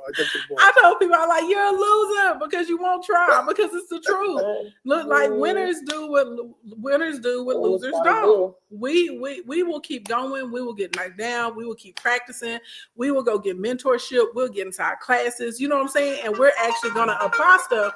But people that are losers, they're like, oh, this makes me uncomfortable. Oh, I don't like feeling like I don't know everything. You know what I'm saying? And so that's why you end up in a position in life. You're losing because you quit too easily. And really a lot of it is ego driven. So I just lost it today. I was just like, I can't take it right now. I was crying at everything. Face was red and all of that. I was so upset. I was so upset. So upset. But on a bright note, nobody's been in my inbox anymore talking about I'm about to be evicted. Can you help me with? I can't help you with nothing. You help yourself. Because it takes being authentic. Once you're authentic and you lay it down, you can't come back off of that. There is no way that you can come back and look at a authentic being and be told the truth and then come back with that lie. Roger, I couldn't do it. I couldn't take it. And that's what everybody that's in here. If you gonna fix your fingers to tap and ask me for some money, I'm going to ask you a bunch of questions about what's going on with your money. And chances are there's no BS that you can come up with to convince me as to why I should be giving you my money. Now, if you were out here and you were like, I work a job and I drive Instacart, or I do Uber, 2 or 3 hours a day before I go home. Something happened, my kid got sick or XYZ happened. My mama got cancer or something. And, it wiped out my savings and I'm doing the best I can. I'm just having a hard time making ends meet. Somebody like that you're sowing on, you know what I'm saying? That's good ground. But that's a different situation. But someone that's just out here actively talking about they're trying to make their business work, and then I go to your page, you're not networking with anybody, you're not posting about your products, you never live stream, all these things are free, you're not collaborating with anyone, you don't have any pop-ups, you have no information captures, I signed up for your list 6 months ago, you never ever sent me an email, like, come on, get out of here. Get out of here. Get out of my face. Stop lying to me. That's me right there. Stop lying to me. Stop lying. I'm gonna be transparent, and I hope I can help somebody in that. Ashley, you can actually go first if you like. Just out of go first, and then I'll come in with and later because I need your platform. My platform requires all of your expertise because I have an international platform, but I'm going to share briefly share my where I'm at. You can go first, Ash. Okay, so I started my lash business probably like 6 years ago, but I was bartending. When COVID hit, I got laid off and I just went full time into lashes. And I also started nursing school. And my business was doing well, but I did not set up things properly. I didn't know what I was doing or anything like that. I found somebody that was out here, that moved out here, that was a mentor. And I was like, hey, I'll be your intern for free. I wanted to learn. So I helped her out. But in reality, I learned that although I was around her a lot and I gained a lot of knowledge, it wasn't more, I didn't really understand like the structure of business and how to do that stuff. I felt like I was being taken advantage of. Mm-hmm. And then with nursing school, it just got harder and harder. And I kind of just like took a step back from lashing, and that was solely my only income. So I just focused on school. I finally graduated. Congratulations. Thank you. And now I'm just trying to get back in, rebrand, get back into lashes. I just literally got hired at 2 jobs, one at a rehab and one at a psych. Congratulations. So I'm super happy, and I want to integrate that with the aesthetics part because I'm a licensed esthetician. So I'm literally starting fresh, I feel like, but not over because I still have experience from before. So yeah, I'm that person. I've always like watched you, Ashley, and bought your courses, bought a lot of courses during that the pandemic time. I bought so many stuff, but I just did not have time to utilize any of the information. It was just too much. It was stressful. I had panic attacks, anxiety attacks. I'm on medication now because of nursing. It was just too much. And I feel so bad, and I'm very self-critical because it's like, I know I can do it, but at the same time, I also had people around me that were negative and just like, because I was on a sober journey and I was sharing that, and people were like, oh, that's a stigma right there. You shouldn't be doing that. And I was just like, I just had the wrong people around me. And now it's like, now that they're out of my life, things are getting better. And it's like, okay, now I want to focus and figure out how to do these the right way. That's where I'm at right now. Oh my God, you have so many possibilities, especially since you have that nursing degree. You can have a whole med spa. That's the goal. Yeah, mental health. Yeah. Yeah, you can have a whole med spa where there's like relaxation. You could be able to give people their IV drips. You can be able to do what do they call it? The lunchtime procedures on top on top of being able to do non-invasive procedures too. Yeah. Like, girl. So are you on I'm sorry, I just did a facial today. I got dermaplaning. I'm licensed certification, chemical peels, and all that stuff. But because I wasn't promoting that much, my clientele declined, and I was like, they're slowly coming back randomly. I'm like, wow, I can't believe this. Like, y'all was gone for a while, but now they know I graduated, so they're slowly coming back. And I was like, trying to get the funding is hard for me because my bills is over $5,000, and I'm so grateful for my parents because they literally carried me all last year because I couldn't afford it. It was really hard. Yeah. So what? Okay, I got a few questions. Mm-hmm. One, I know you're talking about bills over $5,000. Is that for like your spa, your salon suite, or are you talking about like your just living expenses? No, that's with the salon and my living. With the salon and living, well, that's not that bad. Have you thought about doing a solo suite or maybe renting a chair from someone or doing a mobile service? No, I actually have my own suite. Yeah, that's what I'm saying. Have you thought about doing the other things to cut the expenses? Like adding somebody in there? No, I haven't thought about that. I mean, do you have enough space to do that? Not really.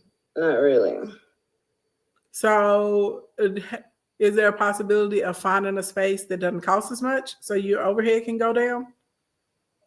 No, where I look like, because I'm an advanced esthetician, it's around the same price everywhere. Yeah, I'm in Las Vegas. Okay. So where are you finding your clients? In my area. Finding my clients from people that I used to work with. I will go on social media, or mostly I get them from my referrals. My clients refer. Okay. That's where I get the most. But I know you said they're sporadic. So are you running like any ads where people can use lead forms and be able to book with you on a regular basis? I did do Groupon. That helped a lot drastically, and I have ClassPass right now, so I just started that.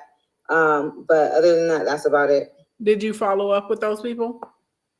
Yeah, I always follow up like a day or 2 days after and see how they're doing. But they usually just get their lashes done like for vacations or a special event. So That's that what I means, noticed. so that means your targeting is off because you want someone that's Okay. coming in to get their lashes on a regular basis, right? Right. Right. So that means that means poor targeting. So Groupon didn't really work that well then in the ClassPass then because you see what I'm saying? They brought you in the wrong type of person. So it seems like you need to do some work into your customer profile. Like, who is this woman? What does she look like? Where does she eat? What does she drink? What does she wear? What social media spaces is she in? And you also probably need to start running like a baseline ad at $25 to $35 a day that's geo-targeted based in your area that actually has a leads form on it, so you can call and get people signed up. And you probably need to go with the clients that you already have and reach out to them and give them some type of special or promotion as well that they can tap back in with you that incentivizes them to go ahead and book. And you probably could put together some packages for your clients where they commit to 6, refills or 12 a year or something like that as well. So I did all of that, and most of my clients are actually from Groupon. They just were also just looking to find the right person. They didn't want to spend all that money, and then they weren't unhappy. So most of them they still sticking with me, and it's a lot of nurses, teachers, which is actually my clientele, my ideal client. And I did do the packages as well, and that helped, but then they dropped off again. But yeah, I'm gonna do it all over again and see how it goes. Do it differently. So are you running the ads though, in the retargeting ads? Because that's what I keep telling you to do it seems like you're going over me. No, I'm just saying like the stuff that you did say, I did do that, and I also did have the ads, but I'm going to do the retargeting. That part, I got it. Okay. And then honestly, like if you're the only person in your suite, that means there are only so many services you can do a day. So not trying to be disrespectful, but that doesn't seem like a good business model. If your overhead is taking the majority of your profits, you're only one person, right? You can only do so many services a day. There's a cap at what you can charge because of what the market will put on it. Either you're going to have to move your salon or move into someone else's salon, or you have to move your salon to get it bigger so someone else can come in your space, or you're going to have to pop up and start doing mobile services. Okay. Like, I mean, I don't know all the ins and outs of the math, but I'm a person that I get dermaplaning, I get facials on a regular basis with my girl. Probably like once a quarter, I may do a hydrofacial or something like that. I get my brows tinted every other week on schedule. So I keep up with that type of stuff. And so I know around about, what the fees are for that. So if I'm being honest, it seems like your business model isn't really set up to be sustainable with the way that you're operating right now. Right.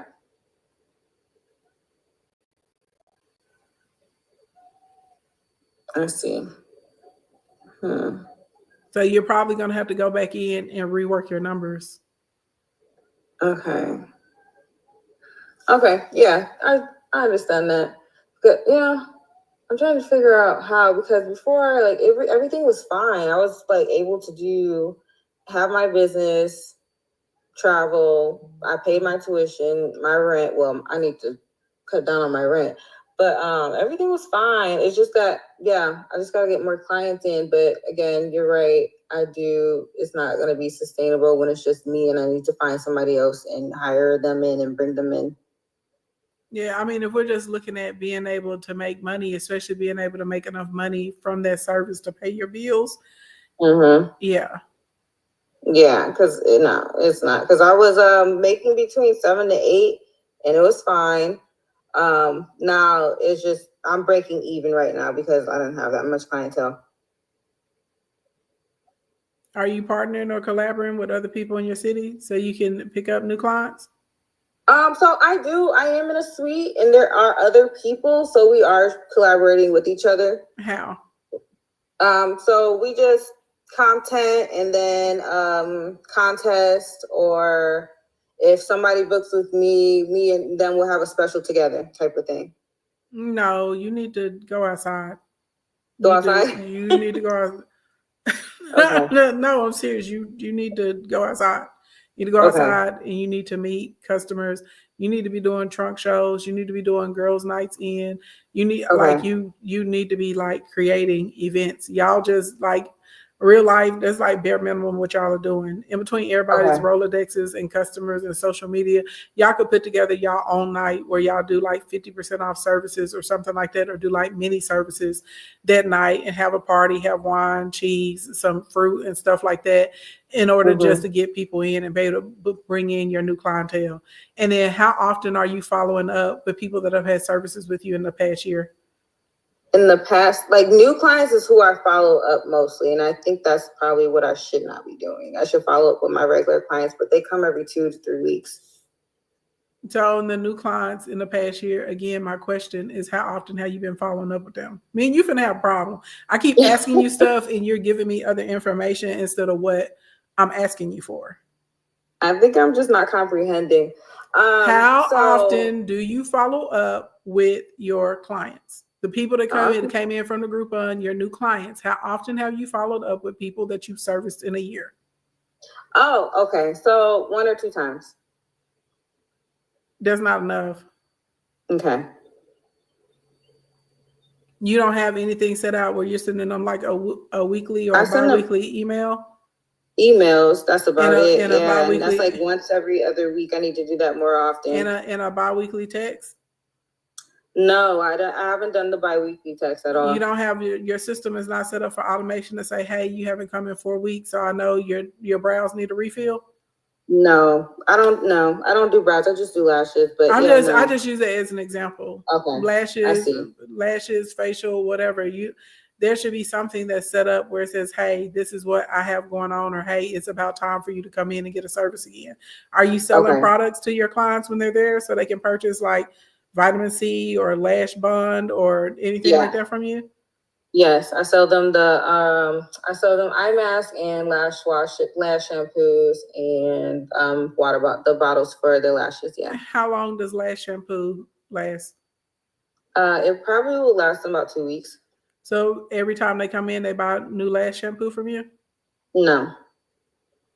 Are you offering it to them every time? Have you thought about putting together a bundle where it automatically covers the cost of the lash shampoo? So when they come in and get their lashes done, they get a bottle of shampoo to leave with? Yes. When they get a full set, they do. But don't people that get refills still need to wash their lashes? Yes, and I will remind them when I see buildup and everying. But that's not what I asked you. I just said create a bundle so it's a one set price and it comes with it. Oh, with the fills? No, I haven't done that, but only with the full sets I do. I'm not comprehending like the bundle part. Okay. You can book a 1-to-1 if you want to. I'm not gonna get too much further into this. It's okay. No, but I really appreciate your help though. Yeah, I don't feel like you're taking it. So no, I am taking it. I'm just not understanding. That's the only thing. It's like I do have, when they get a full set, I give them the lashes. A bundle, yes, I did that with Groupon. If they purchase one full price. But I'm not asking you about Groupon. I'm asking you about your regular customers that are coming in. I'm talking to you about how to increase your bottom line. There are 3 ways businesses grow: new clients, return clients, and increased profits. That's it. That's all. Those are only 3 ways that you grow a business. So typically your return and your repeat clients, those are the people that need to be getting an increased transaction price. So whether that's them booking 2 or 3 services at a time instead of 1, whether that's you bundling together, like where they automatically get a refill with their full set and they get their shampoo, whether that's you figuring out how to put together a facial and lash combo, you have to figure out how to increase the bottom line with your customers. And then also you have to be following up, and your follow-ups need to be timed on when it's time for their appointment. So there's all kinds of scheduling systems. Once someone comes in for an appointment, you can set the system to automatically send them texts and automatically send them emails where they can book and get on your calendar. Gotcha. Yeah, no, I understand now. Yeah, so I do have a bundle for people when they do book a multiple services. It is a discount. When they book a fill and a facial together, it is a discount. They get, it's a bundle. They get that. But that's not the bundle that I asked you about. I'm so confused. I don't have another way to explain it to you. Maybe somebody else can Yeah, break it down and say it I to you don't- in a different way. I don't get it because that was a bundle, right? If it's two different things, and If I'm asking you about your products and then you're telling me about Groupon, I'm not talking about Groupon, because if you're using a Groupon, they're not paying full price. So that means by de facto you're not getting the revenue. You're not getting an increased transaction. You had a decreased transaction amount. And also, you said that Groupon, you said it worked for you, but once I talked to you about it, it really doesn't, because you said those are people that were just coming to get the lashes for special occasions. So that's not your ideal customer. Right. You don't need somebody just coming in for special occasions, which is why I said you need to work on retargeting, because you have the wrong target audience. Then I specifically said you guys need to put together an overall event with many services with the other people in your salon, so that way you can get some of the other girls' clients and they can get some of your clients. So now you got introduced people. I also told you that you need to be running baseline ads based on geo-targeting for about $20 to $35 a day with lead forms, so you can bring people in. Right. So I don't really that's why I said I don't have another way to say what I just said. Yeah, no, I understand everything you said. I don't have Groupon. I haven't had Groupon in like 2 years. It was just an example. But I'm just saying that you're the one that keep going back to Groupon, not me. I didn't say anything about Groupon. You brought up the Groupon, and then I would ask you something else, and you would go back to Groupon. Because I only saying that because they were loyal clients and they still stayed, and I did do after they were done with. They don't pay for Groupon. I'm done with Groupon. I have gave them packages, deals, and all that stuff. Is what I was trying to say. I guess that's what I was trying to say. But you're right about the target ads. I'm listening to you. I understand partially, but but I'm trying. I'm trying, Ashley. But definitely with the ads part and retargeting, and I need to definitely follow up with them often. Yes, you're correct. I need to do that. So how else are you looking for clients? How I'm going to look for clients is flyers, emails, texting. Girl, ain't nobody using no flyers. How are you looking for clients? You're talking about flyers. We're not in the early 2000s. No more. Okay, everybody in the chat, y'all be honest. Whenever y'all get flyers, do you pay attention to the flyers? Do you go and patronize that business when you see a flyer? Keep it above. They be coming on my cars when I'm at Solar Salon to get my hair done. I am receiving the blessing. Most of the chat is saying no, baby. That's a waste of your money, and you killing trees. Okay. Ain't nobody checking for no flyers. Okay. Half of the people I know won't even touch them because they're scared that it may be a substance on it, and it may be somebody trying to kidnap them. Right. Okay. Ain't nobody checking for flyers. So leads. Get the leads in. Do the ads. You need to do ads. You also need to collaborate, not some weak sauce stuff of like, oh, your customer knows. No, we're not doing that. You're doing some actual, real, legitimate leads. Are you members of any type of chambers? No, I just started networking. I'm not a member of any chambers right now. You need to go join the chamber. Okay. And you're networking. Are you networking with like the junior league or something? You're saying networking. Where are you networking with? I'm networking with Ambitious Black Girl out here in Las Vegas. It's another lady. They host a lot of events, networking events. People that are in healthcare, beauty, fitness, and we all just linking. So I network with them. Do you only service Black people? No, not at all. So I didn't think so because I'm looking at your profile picture. That's just one of the networking groups that I go to. There's others.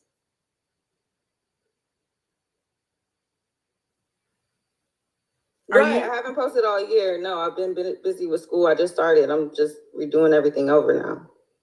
Right. just She out graduated. here, it's your baby. She out here in Vegas. I'll be working with them goddamn hotels. I'll be like, baby, we can come and do. I would be out here with the freaking what's the mobile massage people. Yes. I'll be like, I'll be like, baby, we can tie in, we can work together. You get a mobile massage, I come up here and give you a mobile facial. Because you're gonna beat the rates of the spa inside the resorts. Right. Yes. I go to those events too, the conventions and everything. Yeah. Yes, you're right. I'm not talking about going to the convention. I'm talking about targeting the people that stay there. Okay. Right. This is everybody over here. They all getting on you for no current post. Exactly. Like, of course not. I said that I would have it posted. I was in school. And we ain't using no SEO either. I don't know nothing about SEO. I have no idea. I'm learning everything now. I'm restarting everything. I'm learning everything now. I was too focused on other people's business in my school, and that's where I went wrong. And I had to stop messing with the mentor too, because I felt like I was being taken advantage of. I mean, I don't know why she didn't tell you to focus on your business in the first place. Yeah, see, she was, Because if you was my mentee, I'd be like, baby, I'd be asking you every week, like, what's going on with your business? Yeah, and I thought that was what was gonna happen, but no, it's mostly she didn't know. It was not that great. So yeah, I've been beating myself. Not that in the chat talking about you need to be in Instacoin. She could be, but I don't know if she gonna listen. I do listen. I don't know if she gonna listen.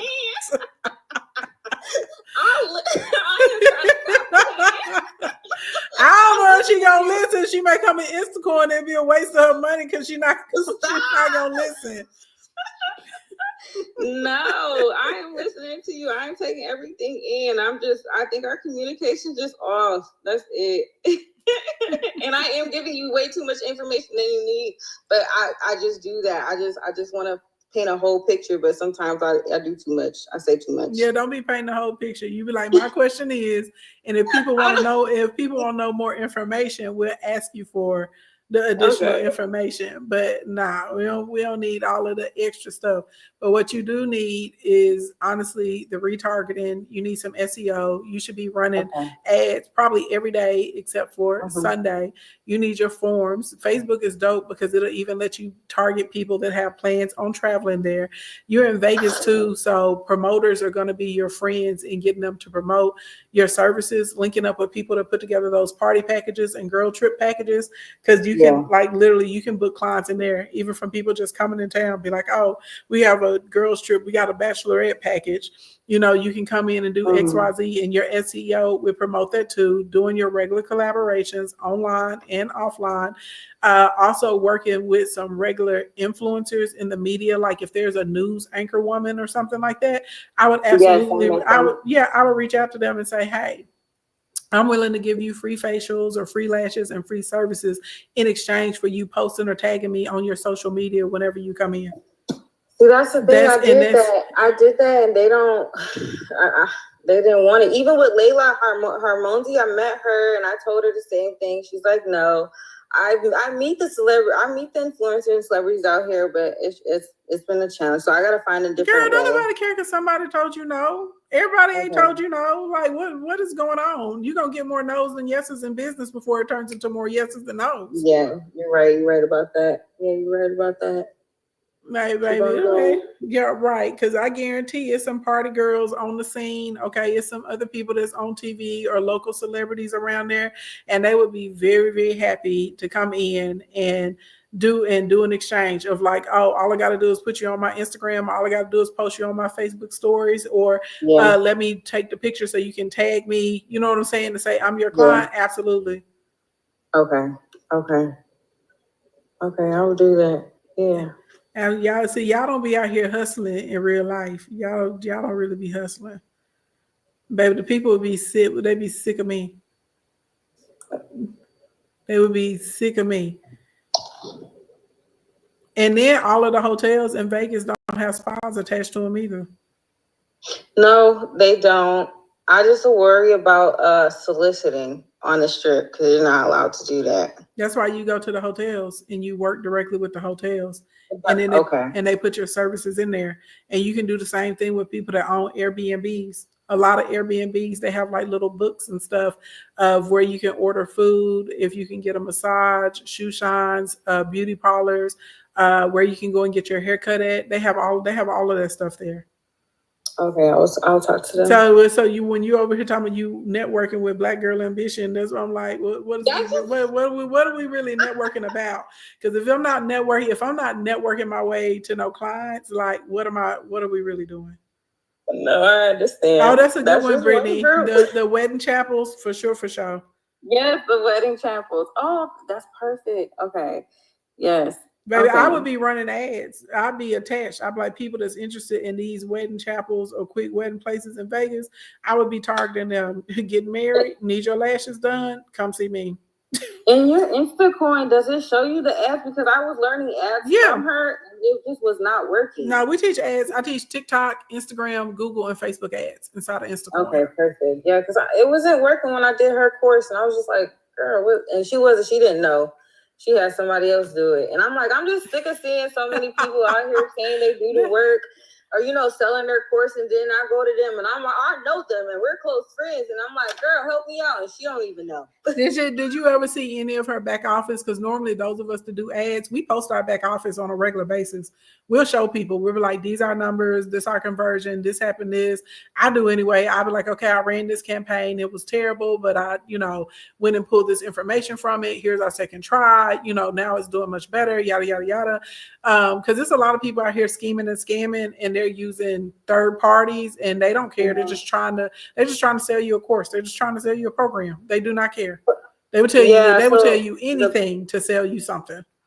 Yeah, no, because all I saw it was me helping her in her DMs, and I remember one time, and I helped her reach $100,000 in one. I think it was a 1 day or 1 month, one of those.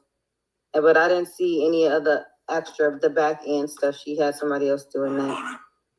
So she basically was using you like customer service. Yeah. Mm-hmm. Yep. Did she not want to show you anything, or you just didn't ask about learning other stuff? I asked her about learning other stuff. It was she was just too focused on hers. She was just growing. And it was yeah. If she hit 100K in a day, she didn't have no support staff. She didn't have no VAs. She didn't No. She had one other person, me and another girl, and we were just always in the DMs. But she had one other person that would do the ads. And she had a friend that she did hook up with that I guess helped her with the ads too. And all of y'all were working for her for free? Yeah. Oh, well, the other people weren't. I don't think they were, but I know me and another girl was. I know, Ashley. I know. I was trying. I was like, I want to learn. This is I don't know anybody out in Vegas either, too. So I was just like, I'm trying to see what I can do and who I can meet. And yeah, it was a lot. I met the wrong type of people. Mm-hmm.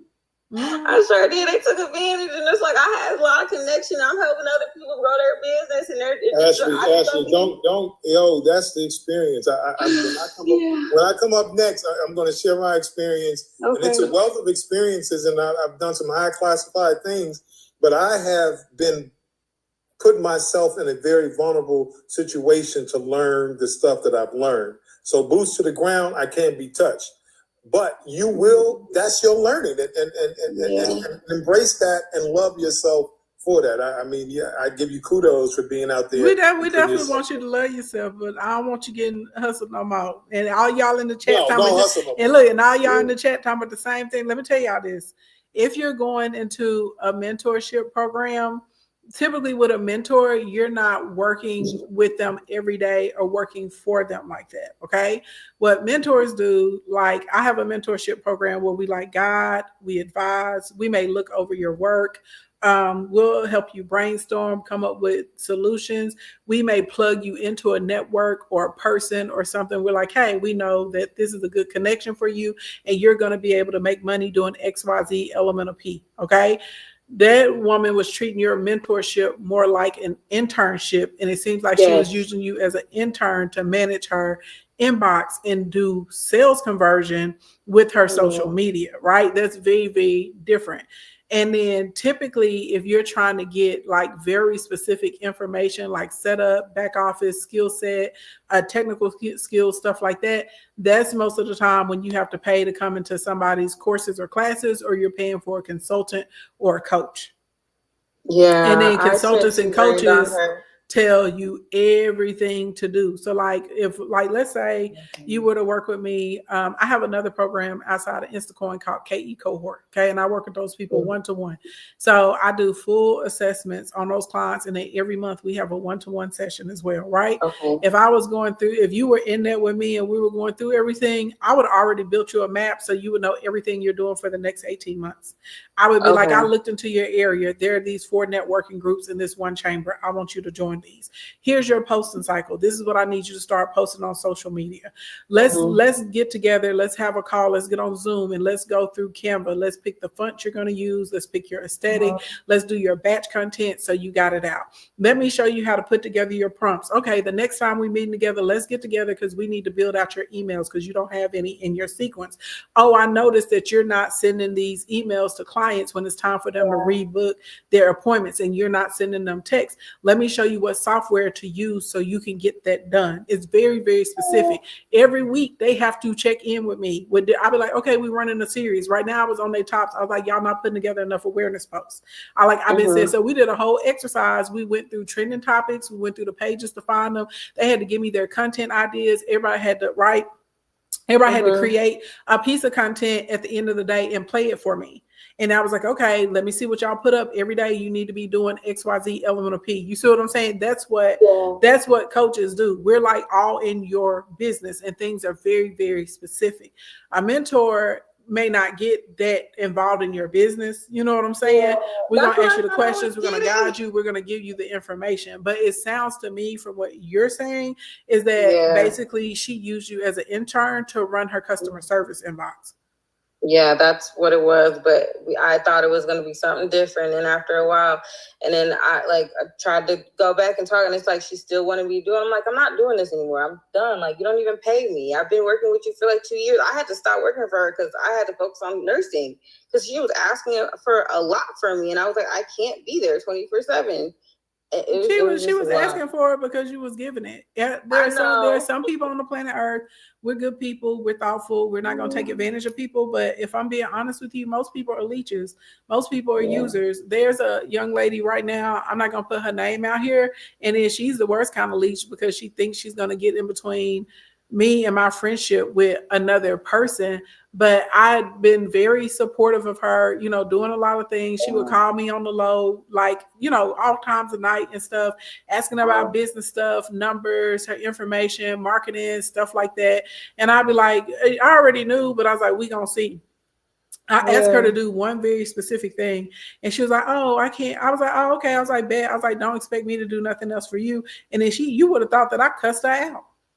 You would have thought that I put nude pictures on the internet. I was like, no, because literally at the end of the day, and I literally said, I'm not welcome. I'm not here for people using me or taking advantage of me. That's not what I want to do. And she thought because she was flattering me a lot that I was buying it, but she didn't realize that was a red flag for me. Because in the word, it warned you about people that come and they're over complimentary and they're butt kissing and they're flattering too much. It tells you beware of the flattery of a whore. Okay, it tells basically it's not sincere. You know what I'm saying? You're gassing, but baby, this is not ethanol. You see what I'm saying? So literally, there are a lot of people that if you allow them, they will absolutely 100% use you and use you and use you until there's not anything left. And then whenever you put up boundaries, they will act as if you did something to them when they're the person that, you know what I mean, trespassed against you. Yeah, that's how last year was. When my last year of school was, I had to let a lot of people go because I didn't know that I was that type of person just to give, and I wasn't receiving anything back, and and it screwed me in the end. But I'm starting fresh. I'm learning from you. I hear you. I might have a hard time comprehending what we're saying, but I'm getting there. Yeah, don't let nobody do you like that no more, though. Yeah, I'm not. Because she needed, and she knows that she should have hired somebody, and she clearly knows that you were extremely valuable. You and this other girl that were working the DMs because y'all were doing sales conversions for her. Girl, it was a lot of work. I'm there all day and night. And then I hear her telling her, "Oh, you never been to what I forgot, an outing?" I'm like, "Girl, we haven't done anything, and I've been putting in all this hard work, and you got new people." Now she has more other people in, and I'm sure they're getting paid. But like, it's just, I don't know. I'm just really disappointed in myself about it. But it's a lesson learned, and now in the future, you're gonna have boundaries up, and you're not gonna let anybody play in your face and use you like that. Yeah. Yeah, because I could have learned so much more. If she gave me what I asked her, what I wanted, I was like, I want to learn all of this, and I didn't get it. Yeah. Yeah. She's doing too much, but you got it, okay? And you got it. You got a plan. You're gonna start promoting. You're gonna start running your pixels. You're gonna get your software that's gonna send a follow-up in time for when it's time for people to book again, or when they're out of product. You're gonna put together some bundles. You're gonna start reaching out. You're gonna join the chamber. You're gonna join the hospitality chamber, because they have one. They have a few in Vegas, so you can start doing deals with these hotels that don't have spas inside of them. Okay. And you're gonna work with the justice of the peace or the chapels where they marry people real fast, so that way, because they have to send information to those people to book before they get there. You can be included in the information. Okay. You'd be like, oh, start off your first day, your first as a newlywed. Come and get a couple's facial. You can work with somebody else that you can work with a masseuse. You get a whole people a facial and a massage. Sure can. So that's what I mean when I talk about networking and putting stuff together. You put together stuff where there's a high propensity of that client wanting to utilize your service. I see. Okay, that makes sense. I see. And you need to do your numbers. I still stand on that. You need to do your numbers and see if there's a way that you can cut your overhead, whether that's putting someone else in your suite, or you moving to be a part of someone else's suite, or renting a room, or whatever you need to do. They have here they have spas where it's like there's the one overall spa, and then the different person, like there's a esthetician that has one like full room, and all she does is esthetician stuff. There's like 2 masseuses in there. Then there's another there's a microblader lady in the particular one, and a waxer. And they're all and a pedicures too. And they're all inside of that building. So like they work together. Sometimes they have like the spa has a package, but it's like everybody's getting their cut of the package from the spa. So it's like you go from one room to the next. You came in, you got a massage from this person, then you went over, and you got a facial from this person, then you went over it and you got waxed, over here or something like that. And then they, okay, have a nice day. See you later.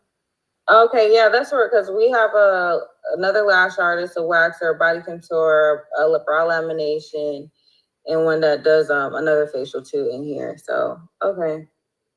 So y'all can think about putting things together like that too. Like, oh, somebody books this, and this is a way that everybody can eat. Right. Okay. Yeah, I'm gonna talk to them about that. That'll be great. And consider having a party. A party for sure. Yep, girls' night in with many services or whatever, and y'all promote it like crazy for like a month on y'all social media pages, to your networks, in your emails. Get people to RSVP for the party, and have people come in and do the services and have a good time. Have a little music, you know what I'm saying? Like I said, get a little cheese, get a little wine for the people, get some little grapes and berries, and carrying on. Yes. And then I could do the IVs and injections and Botox when I get there. Yep. Show them you're very rich. Give them some boiled eggs. No. It's wealthy. Everybody gets 2 eggs. Baby, the way they're going up on eggs prices, baby. I'm finna be out here selling eggs the way people move weight. Let me go to Costco, get this good 24-pack for $10.99 so I can come back out. Okay. I'm gonna sell you 3 eggs for $2.99. Thank you so much. I want to hear what Roger has to say, but thank you so much. I screen recorded this, so I have all the information because I just got off of work. but yes. And if you want to come in Instacoin, join before tomorrow at midnight because it's marked all the way down to 4,997 instead of 24,000. And then we got a payment plan too. So if you decide that's something you want to do, shoot me a DM. You can ask whatever questions about it and make sure it's going to fit your needs and your schedule. Okay. But that's the least expensive way to work with me. It's through Instacoin. What's the other one that you was talking about, when the monthly one? KE Cohort. KE Cohort. Okay. Mm-hmm. You can shoot me a DM about that too. It's not on my website. It's invite only. Okay. Girl, I don't have time to be dealing with crazy people.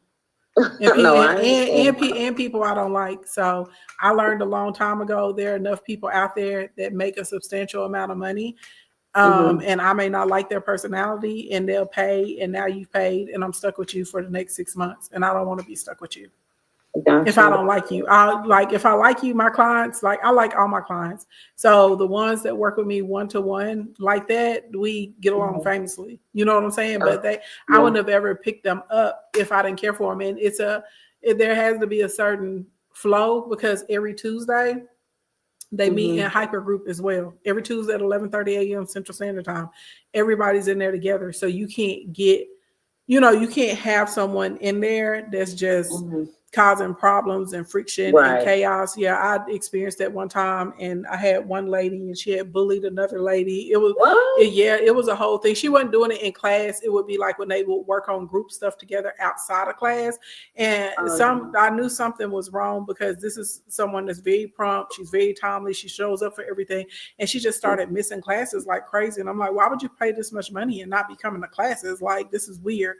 So I finally reached out to her and I was like, hey, what is going on? I was like, you haven't been in the last 3 sessions. She was showing up to her one-to-ones with me, but she was not coming to the group. And anyway, she ended up telling me what was happening. And I was like, well, why didn't you say something sooner? I was like, that's number one. And I was like, you're just entitled to be there as everyone else. And you shouldn't let someone push you out of a space, and the woman was like behind closed doors. Like once she'd be doing like little stuff, making little comments, you know what I mean, about like her post or her outfits or, kind of like how she conducted herself and stuff like that. And to the point where, she kind of, when they outside of the group sessions, she wouldn't want to say anything because she'd like make jokes about her, being like not so smart and stuff like that. And I was like, oh no. I was like, girl, we gotta get you on up out of here. You got to go. So I ended the other ladies. Once I talked to a few other people, I did an investigation. Long story long, I figured out the other lady was definitely the problem. And quite a few people were feeling some type of way. They just hadn't stopped coming to classes. So I just terminated her stuff. I was like, hey, we stopped all of your payments. You don't have to worry about that. I'm ending the contract and you go on about your business. So that's when I started getting very, very, very strict with like interviewing clients and personality types and not just being like, just because you can afford it means you can come here. Like, no. Right. No, that's good. That's good. I like that. Well, what do you think of my personality type right now? I mean, I feel like it would be fine, but for me, the biggest thing with you would be the time. Is if you have the time to commit to it. The time, yes, it would be the time. But what we do is we put everybody that comes in there. They also get access to Instacoin, which is good for them to be able to train their teams, learn foundational stuff, and all of that. And then we really work on execution every Tuesday. Like we use our time to execute. Sometimes I teach a new skill set, like using different types of AIs and stuff like that. Thursdays I do editing classes so people learn how to edit and have stronger content and stuff from there. But it's literally like execute. That's perfect. Yeah, I just started learning how to use Make AI because I was gonna try to figure out how to do that and have all my emails and stuff automated. The text part, I'm trying to figure out how to do that, which there's so many text companies out there. I just don't, I get overstimulated when it's too much. So yours is going to be just setting up a flow and an automation so that the texts are tied into when people have their services. So it's set on a timer to automatically reach back out to them. Got it. Yeah. So I've been learning AI too. Okay. Got it. All right. Perfect. Yeah. I don't have anything else to say. I really, really appreciate everything. Sorry that we had trouble with my comprehension. No, it's fine. You probably just need a nap. Yes, Yeah, I've been up since 7 o'clock this morning. It's 4 o'clock, and I've been working ever since. You So probably just need a nap and a snack, and you'll be out. Mhm. You'll be in there. gotcha. Well, I'm gonna drop down. Thank you so much. You're welcome. All right, Roger, what you got for me? All right, Feminine Millionaire. So let me thank you, Ashley. I'm going first. So let me give you where I'm at now, and then you can Hey, dissect. Sixpo. Thank you for my roses. You can dissect wherever you need to. So right now, I have a franchise. I've been 27 years. I've been 30 years in the global market, and starting in the Chicago Board of Trade in futures. Thank in the you, futures Sixpo. market. We like futures. Yeah. So, but now I have a international business, RMS Diesel International LLC, which is an international production company and logistics company. I specialize. I'm a specialist when it comes to Thank you, Chemicals, oversized loads, stuff like that. Okay. I worked in Hollywood, working in doing the award shows, the Grammy, Emmys, Oscars, VH1, Nickelodeon award shows, doing also the millionaire weddings and stuff like that in secluded areas. I was the vice president of quality control and the director of logistics in Hollywood, where I lived out there and worked out there for several years. But my specialty is working behind the scenes. I've helped build multi-million-dollar companies and things of that nature. So I learn fast, but with anything that I learn, I can teach it. I've built training programs and stuff like that, which is how I got to where I'm at now, right? Mm-hmm. So I have a platform currently. I have a website, 800 number, all those things. But now I'm hitting the reset button because the company that I helped and I moved to Houston 14, 15 years ago, helped get out of the red, double teamed on me when I launched my program. Actually, they were working behind the scenes, I found out recently, to sabotage me, to not get my platform up and rolling. Mm. So I don't know how much you know, and I know you do production, Ashley. I mean, yeah, that happens more often than people talk about, but yeah. Yeah, much more often. So they've invested $30 million and they were getting stole. They were losing $1 million a week, and I helped them out of that situation. That's how I moved to Houston over 14 years ago. But when I was launching, and I've built companies, I built my own, and I paid off my equipment. There are two things that I do relentlessly. I learned from the stock market. I over-insure, so just in case the worst case scenario happens, and I believe in owning all of my stuff. Mm-hmm. So those things I did, right? But I didn't know then. I really didn't. I was naive because I'm very loyal. If I'm with you, I'm with you. If I'm not, I'm not. And I'm not. There's no in betweens with that one. I'm authentically who I am. So I could not believe that a company, an international company that I helped save 13, 14 years ago, could plot against me, right? I didn't realize, come on, I've been in this game a while. So I didn't understand. I didn't think that I was a threat, right? Mm-hmm. And the logistics market has changed drastically. I qualify. When I left, it was a controlled leave.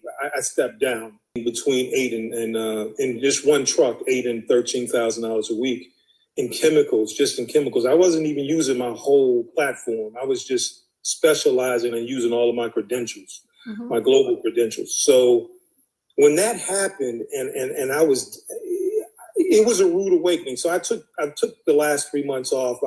My mentor, who was my uncle, my mother's brother, oldest brother, passed, and he taught me business when I was a little boy. So learning, he owned bars and clubs, and he just taught me the event business, right? Mm-hmm. And so I was taken, and now I'm at this kindergarten level with social media. like last year, I've invested a lot in my investment platform again, and crypto. We talked about that in one of your lives recently. Yeah, I'm a crypto fan for sure. Yeah, we talked about that. So I invested. I took a lot of time. Anywhere I go, and if I come to your platform or whatever, I'm always in the VIP section because I want all of the special perks. I want to mingle with everyone and understand things because I pick up a lot of information, but I also understand the dynamics of working the room, right? And how you pick up these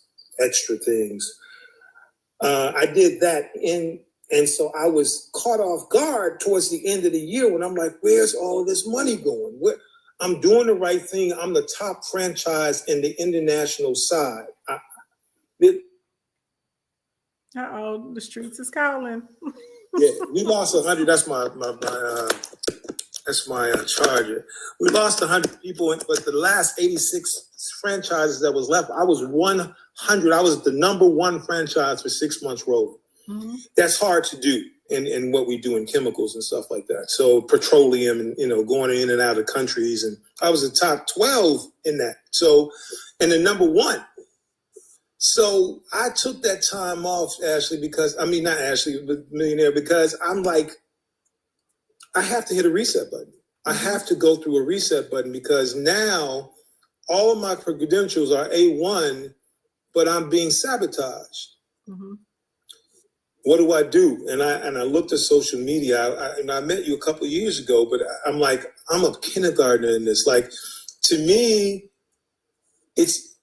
I had to really destroy my ego because, like, I'm really caught off guard. I thought I was going to go. I was at the high level. I'm mentoring. I'm the go-to person internationally for what I do, right? Mm-hmm. Like I'm abreast of everything. Like you whatever's happening internationally in chemicals and petroleum, whatever happening internationally in logistics, I'm on it, right?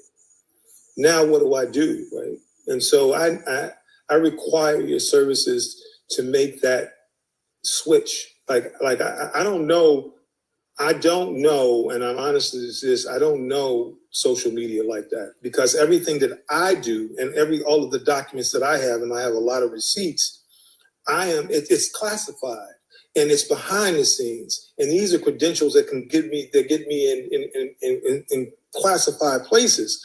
So that's not social media access. You know what I mean? Mm-hmm.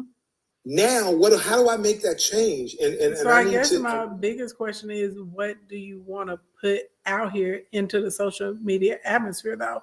Are you trying to create other opportunities for people to become franchise? Are we switching over to like a different model? Do you want to give people information about how to be successful in chemicals and petroleum as far as like this is a new career lane? Like what exactly do you want to put out? Okay, so my biggest strength is training, right? Mm-hmm. From truck, driving trucks. I've trained almost 600-700 guys in 27 years. I've been out here 27 years. I've been out here 30 years. But what do you want to give to the people? If I'm coming to hang out with you on social media and I want to know what your page is about, like what can I get from here? What are you trying to put out there for the people? So great question. So one thing is, I can using the 5 pillars. I'm definitely very well versed in fitness and training and nutrition. Through 2023, I didn't know that I had. So you want to do fitness and nutrition? Well, I don't know. I'm training. But you have to train people in something specific. People don't operate like that. Not someone that's going to be a consumer in your community. They're looking for a specific outcome. So, like for instance, if I pop up another page, which I actually have one, I need to post on it today, and I want that page to only be about organizing your home or creating a beautiful home. Literally, people know that the outcome of coming to my account is going to be about a beautiful home, right? Making your home your haven or something, right? People come over here with me because they know you're going to learn social media monetization, business, and conversion, right? So I understand that you can train, that is your skill set with training in different companies, different industries. I get that. But someone that comes to social media, they want to know, well, what are you training me in? So are you training trainers so people know how to train? Are we doing fitness and nutrition? Are you going to train me in logistics? Are you going to train me in chemical? You see what I'm saying? Are you going to train me and teach me crypto? Like, you can train in whatever you want to, but you have to figure out what exactly do you want to offer to people. Okay, so is it that so? And you saying that, you using you as an example. I didn't know the 5 pillars for me would be to how to break that down and to make each one of those dynamics a platform in and of themselves. You know what I mean? So basically, you'd be working on helping people create like a overall better quality of life. If we're going into like the physical, intellectual, emotional, your skill set, and financial. Yes, because we're losing. Of course, they would not publicize this, but we're losing droves of drivers to poor health, and mental health, emotional health, and physical health. So your niche would be for drivers then, and people that are in the logistics industry. Well, people in the logistics industry, I'm on a professional board, so I do talk with a lot of CEOs and I understand what you're saying, but the average consumer on social media is not a CEO. But you may have a lot of people that are on social media that drive trucks. You have people that work in the logistics. You have people that do the maintenance. You have people that do bookkeeping for people that are in trucking. So literally, interesting. I'm a limo driver. Dope. 40 Grip is a limo driver, right? See what I'm saying? There's a lot of people in transportation, in logistics. So your niche would be, if you're in logistics, if you're a driver, I want to talk to you about finances and health, right? So that we can put you in the most advantageous position while you're in this industry. And these are common problems. And this is around the age that these things start showing up as, right? And here's also personally what I went through and how I overcame it. So literally, like, that's, you see what I'm saying? That's your niche. That's your audience. That's your audience that you're speaking to. And that's what you're speaking to them about. You're going to be able to grow doing that instead of just coming on and being like, I train. If you're doing the other framework, then that would put you almost like in a life coach category where it's like, well, it doesn't matter what industry, doesn't matter your profession. I'm just here to basically help you, level up. And it doesn't sound like that's necessarily what you want to do. So if you're going to be focused on people in the logistics industry, which is smart because it's millions of them, and also for a lot of our young men, that's a really great career field for them to get into, where they pretty much have guaranteed work, right? Which is nice compared to people that have some of these other skills that are being washed out because AI and robotics are taking them over. Yeah, well, AI is it's in logistics too, but I don't think that the people would ever be comfortable with fully functional robotic trucks. Exactly. Going. Exactly. I don't think people are going to be. I think where it's going to really, where it's taken off is in the warehouses and stuff like that, in the distribution centers where AI is loading and unloading trucks and doing other things of that nature. But literally, even if you were training people in that and where it's going and what certifications they can get and what skill sets they can get so that they can take advantage of those particular jobs in the career field, then that would be something very specific that you would be offering inside of the logistics community. Okay. So your biggest thing is you need to figure out what do you want to offer and who do you want to offer it to. And then from there is going to be putting together an outline of like, these are my content buckets and my content is going to focus around ABC 1, 2, 3. So when you say that's a light bulb right there. When you say content buckets, for me, that's each channel that you have or that you. It's not your channel. Your content buckets pretty much are the framework of what type of information people can get on your channel or on your page, right? So like, for example, we could have a content bucket that would be over careers and logistics. that and you may do a piece of content, every 3 days where you're featuring a career and the certifications, the school, how someone can transition, whatever. Everything is just focused around careers and logistics, right? Okay. Then you may have your next content bucket. It may be over terminology and definitions, and you're just talking about the industry jargon, what this means, how it affects you, what's an ideal number for this, if it's high, if it's low, what does this combination of things mean, right? Explaining concepts to people. Then your third content bucket may be revolved around maybe there's a specific exam or something that we know a lot of people got to take to get a specific, certification so they can enter into the international logistical side. And you say, Right. okay, I have these 3 or 4 exams, you may say this is going to be on every exam. You need to know this particular thing forwards and backwards and backwards and forwards, right?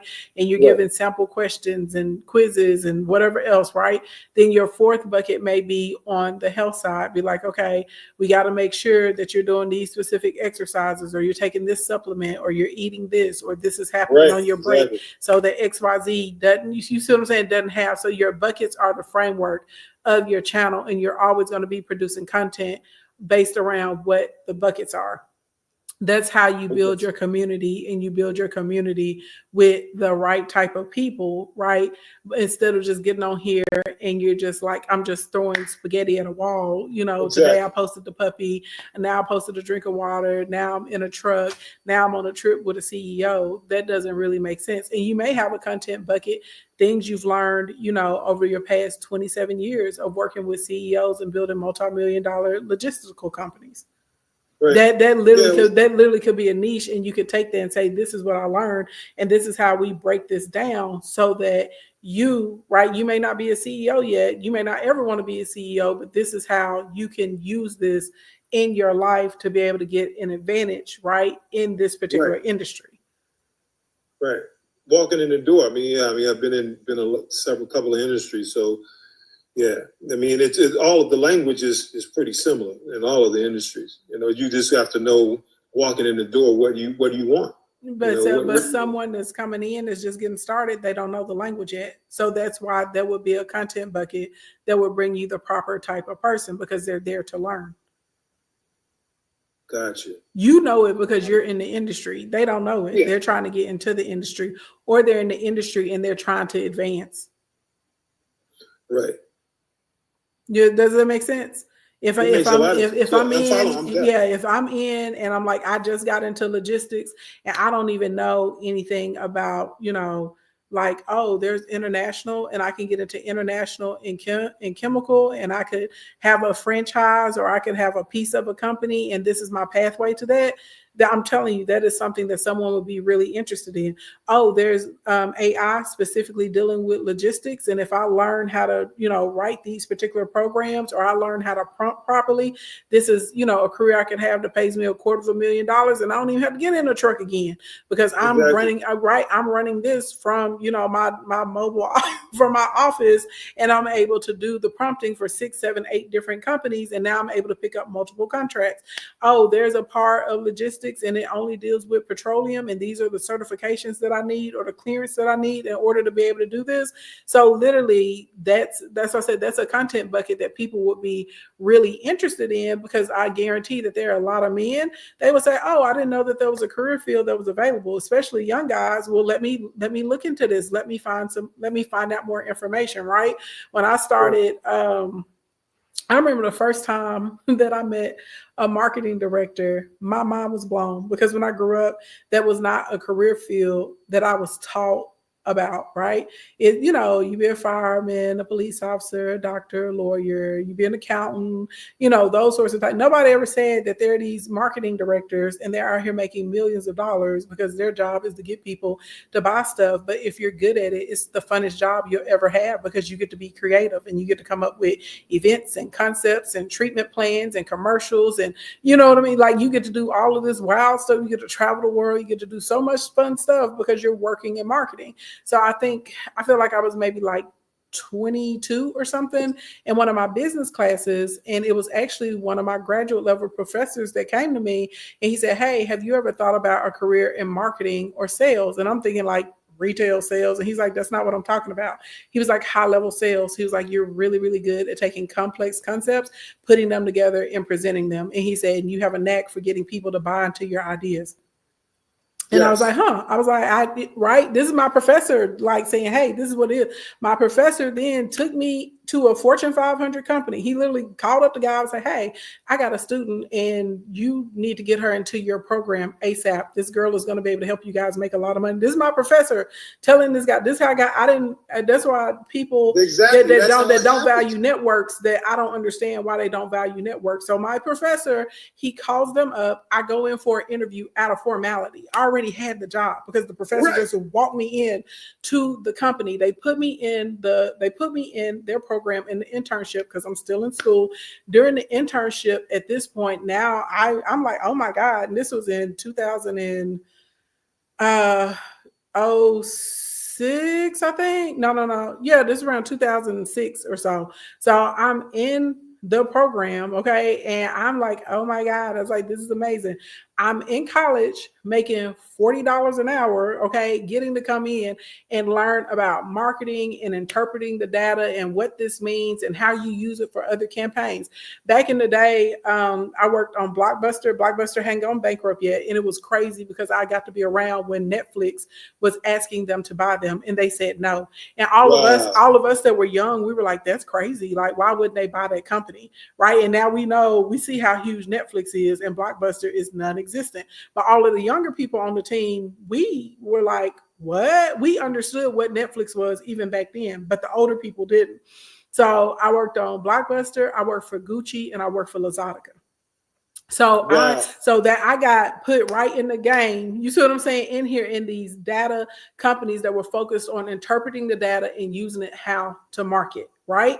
So literally, when I was in my early 20s, I never knew that you could be a high-level marketing director, much less working in sales and marketing, where you're making millions and millions and millions and millions of dollars just out here having fun and ideas and like, oh, let's put together these campaigns and do XYZ element of P, right?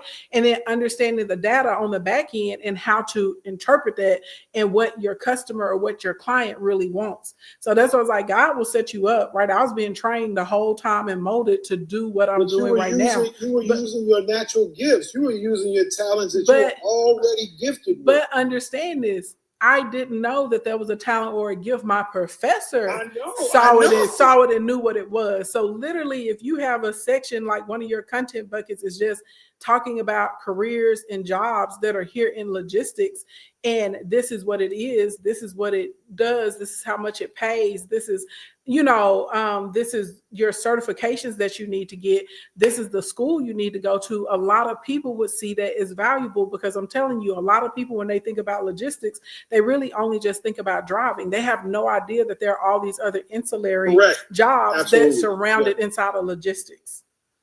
Yeah. Thank you. First of all, I sent you my email. I'm definitely going to lock and load with you from here on out to train and to get this side up, because I'm definitely lacking in this area. Even though I'm king in my lane, things have changed drastically, and so I'm ready to change with them. I have all the inner workings, but I need what you have to put me on a whole new next level. Yeah, it's honestly just formatting so you can get it out there in general. That's all it is. You just need to streamline so that way you have a basic overall map. And so you're like, okay, this is what I'm putting out, and then you can start building the content. And what's really cool, because I can't think of the imagery part of it. DeepSeek introduced a whole image side. So what ChatGPT has done in retaliation, they have merged with CapCut now. And I think my director of operations told me that they also merged with Canva as of this morning. And you can even get in there and prompt it, and it will create videos and images for you now. So even on the content side, you can use that to be able to create the content that will be on your wall, right, and on your timeline. So now you can push stuff out on a regular basis. and not be stressed about that. So if you're not strong at editing, if you're not strong, you know what I mean, at creating the Right. image, you can use those tools to create that. Well, you know, my tech side is pretty strong. I went to school to get a degree in programming chips back in the day. But what you're saying is so relevant. But today. yeah, tech and creating engaging content, two different things. Yeah. Two different worlds. Two different worlds, okay? Your tech and engaging the people that create the platform and the software to take the specific actions, very different mind than the person that uses it in order to get engagement and reach and pull people to them. Yeah. Well, what I really was drawn on is that my talents, I didn't know I had talents just like yourself. And people owners of businesses used to, because my assessment and my math, my being accurate in math, assessing things, they used to hire me. They used to pay me cash to go in and assess the internal workings of their organization, and then give them an assessment. They'll pay me, and then they would reconstruct their place to be more profitable. And I didn't know that was a gift. My family taught me how to do that in assessing lounges and bars and hotels and motels. I had no clue that was a gift. That was just something that I had to do to make my money to go to high school. Yeah. Most people that have gifts and talents, they don't know. It takes somebody else out there because it's normal to us. Whatever your gift or your talent is normal. So, and you just assume everybody else can do it because you can do it easily. And you just assume all people's brains work like that. And that's not true. Bougie and Fine, you 100% correct. Someone can unlock your whole mindset by being able to recognize potential, or even just being able to introduce you to something that you didn't know existed. Absolutely. Thank you for my donut. Hey, Uncle Six, what's going on? You know, I just get so goofy when I watch you. I get so goofy, fellas. You know, you're my wife in my head. Hey, now we got internet. We internet spouses. You know, I said it in my head. Listen, right? I love the fact that what you're saying is so right. And if people listen, especially like with this logistics thing, because you know, I was in the distribution, I was in the marketing too, in the music game. If people pay attention to what's going on, you could damn near create anything out of nothing. Real talk. Yes. You have to just really, really, really pay attention. I know a chick who literally went from welfare. And I say welfare because I want people to understand the mindset she had. She went from welfare to like $10,000 a month doing dispatch. Man. She went to the companies and was like, listen, I could take phone calls. I could do this. I could do that. She went and picked apart the company and said, this is what I can do for y'all. And now she's like the third dispatcher in our state when it comes to if you want the trucks, if you want to do the charters, if you charter vans and stuff like that. If you want, it's a lot of and through that she was able to hire other women to work from home and do dispatching. Getting in the trucking industry. Yep. She ain't go buy a truck. She ain't drive a truck. But she looked at what the truck drivers was doing and was like, you know what? Here's what I could do if they were here.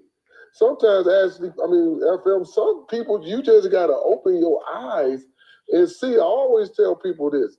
Don't never mess up the blueprint. Mm-hmm. There is a blueprint that's already out here to damn near anything you want to do. The people who fail most likely are the people who didn't follow the blueprint. 100. You followed the blueprint. When I did my cab company, I followed the blueprint of all the other companies. I said, okay, I got bread. I could start off with Lincolns. You know, we could do Navigators in my fleet. I could start off with Navigators. Okay, but then I had to realize that's not the blueprint. I ain't never seen no cab that was a Lincoln Navigator. You see, I would have missed my base just thinking ahead, thinking above what the blueprint put. No, the average ones are really just economy cars, and it's what people recognize in this city. Yep. If I'm coming up in this big Navigator, what the hell is it? I don't know, man. That's not what they normally look like when they pull up, man. What you got going on? Okay, what you So over I here said, trying to okay, do? well, what I'm gonna do? Right. So I'm gonna follow the blueprint. I'm gonna go get me some Ford Grand Marquis, just like everybody else, because that's what the market recognizes. And then I'm gonna get more than one so I can look uniform. Mm-hmm. So now I look like I'm a real business. I got my car, I got 5 more on the road. Now, I follow the blue, and I tell people, once you follow the blueprint, you will end up getting your own schematics out of that. Mm-hmm. Because I go from picking people up to now I'm doing courier service, doing document delivery.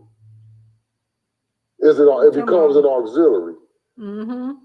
Doing document delivery, I end up snagging a contract with the Red Cross to deliver the kidneys and the blood. Now I could abandon the blueprint because it got me where I needed to go. I can say, you know what, y'all? We ain't got to do people no more. We make enough money with the Red Cross, and between dropping these documents off, that this is all we're going to do, 8 hours a day, and y'all going to still do $1,500 a week. Boom. I don't need what I started out first. But I wouldn't never got all of that if I never followed the blueprint. Yep. Of how people who came before me and was previously established was doing things. Burger King looked at McDonald's. I always use this example. Burger King looked at McDonald's and said, okay, y'all got a Big Mac, but goddamn it, we got a Whopper. Factual. Wendy said, listen, I don't care about y'all Whopper. We got a single. Okay. Jack in the Box said, we gonna fuck your heart up for real. We got the Jack in the Box double triple cheeseburger bacon Jackie. Jack in the Box is insane. And that's my honest love Jack in the Box. I do too. We don't have them here, so I have to eat it whenever I go out of town, like to Texas or something. And I used to love that little cronut thing. Hey, look, you got Taco Bell. Well, we got Taco Bueno. Let me tell you this. Taco Bell's story is crazy. So there was actually like an independent, like mom and pop restaurant that they came in and ganked the whole situation from. The creation of Taco Bell is nuts. It's nuts. And I can't think of the name of the original restaurant. It's still around though. The family is still running it, but Taco Bell came and took the whole concept from them and then went and franchised it. You know, there's this lady here in my city of Detroit. And she's in the court, sister too. She came up with this idea. And I was riding past this little spot a lot, and I ain't get it because it was just pickles. But she used the pickles as the bread for her sandwiches. Oh. So those are good. I like pickle sandwiches. Especially if you're trying to cut carbs and they're crunchy. Yeah, they're good. Blew up, and this big company tried to take her idea, and she got in court with them quick. But I'm telling people, like you say, the power of creativity and ingenuity, that is your best friend. Mm-hmm. I'm going to tell you that now. That is your best friend.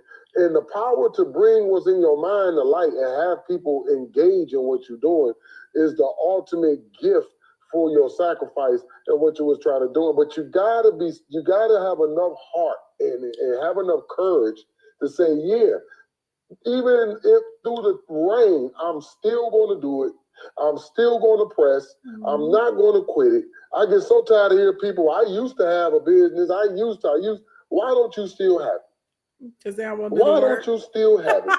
I literally was fussing about that earlier today. I made a post right before I got on. I was like, yo, y'all cannot be out here talking about you're trying and you're really not trying and not willing to be consistent and put the effort in.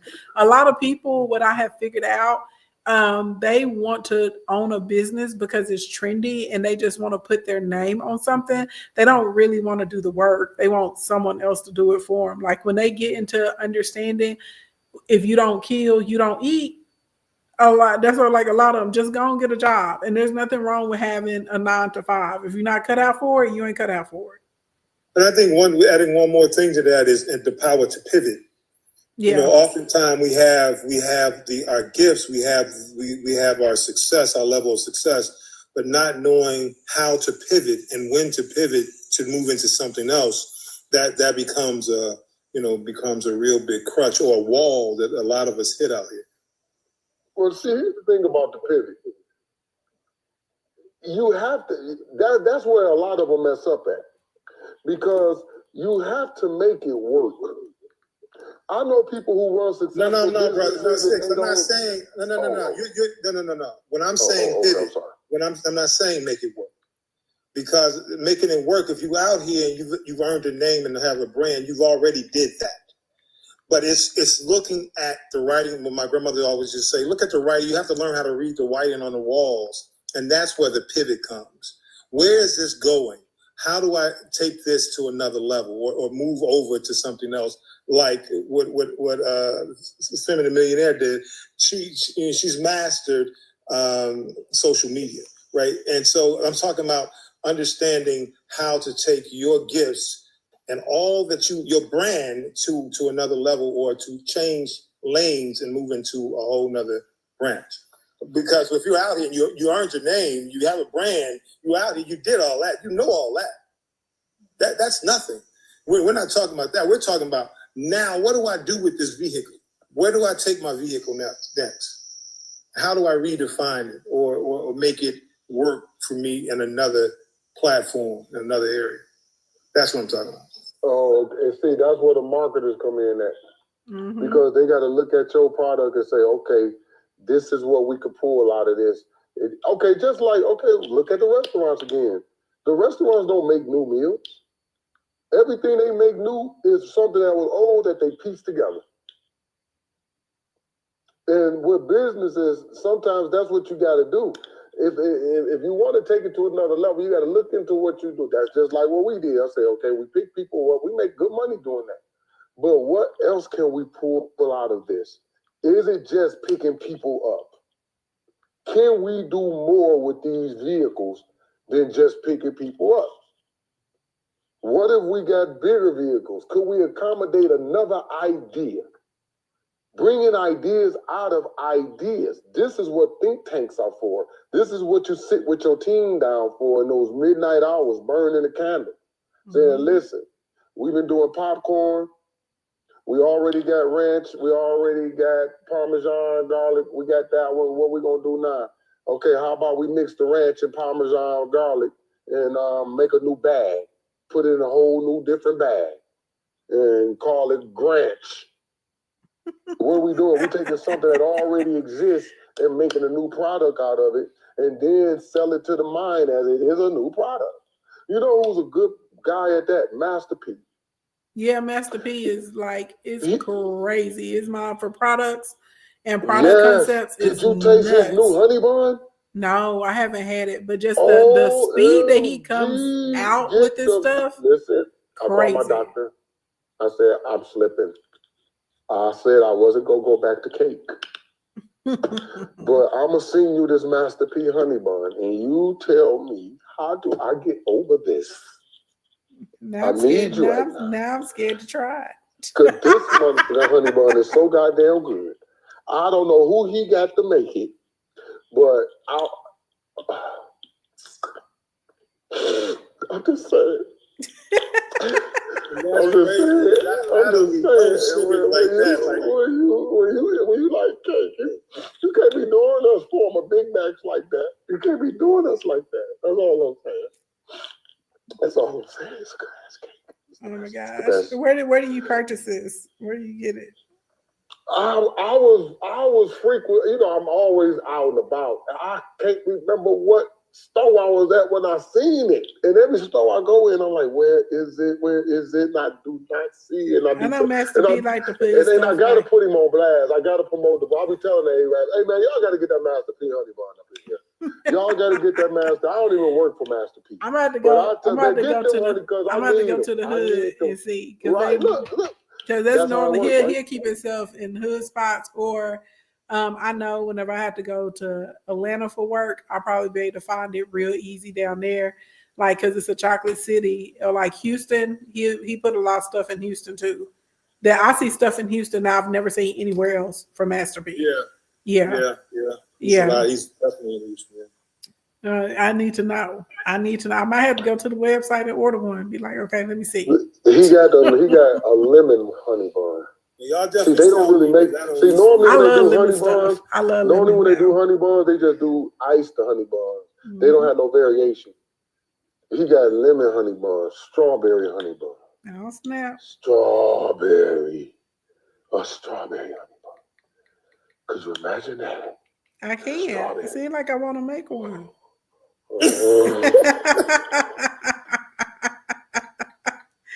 Look, I'm already on my little sourdough journey of being able to make that myself.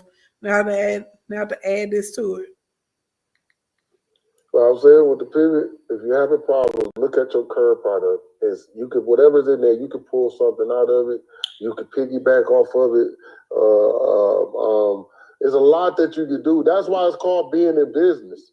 People take the same ideas and remarket them every time and always hit. Sure do. Real talk. They take the same idea and remarket it every time, and it never fails. We still buy the Big Mac anniversary meal.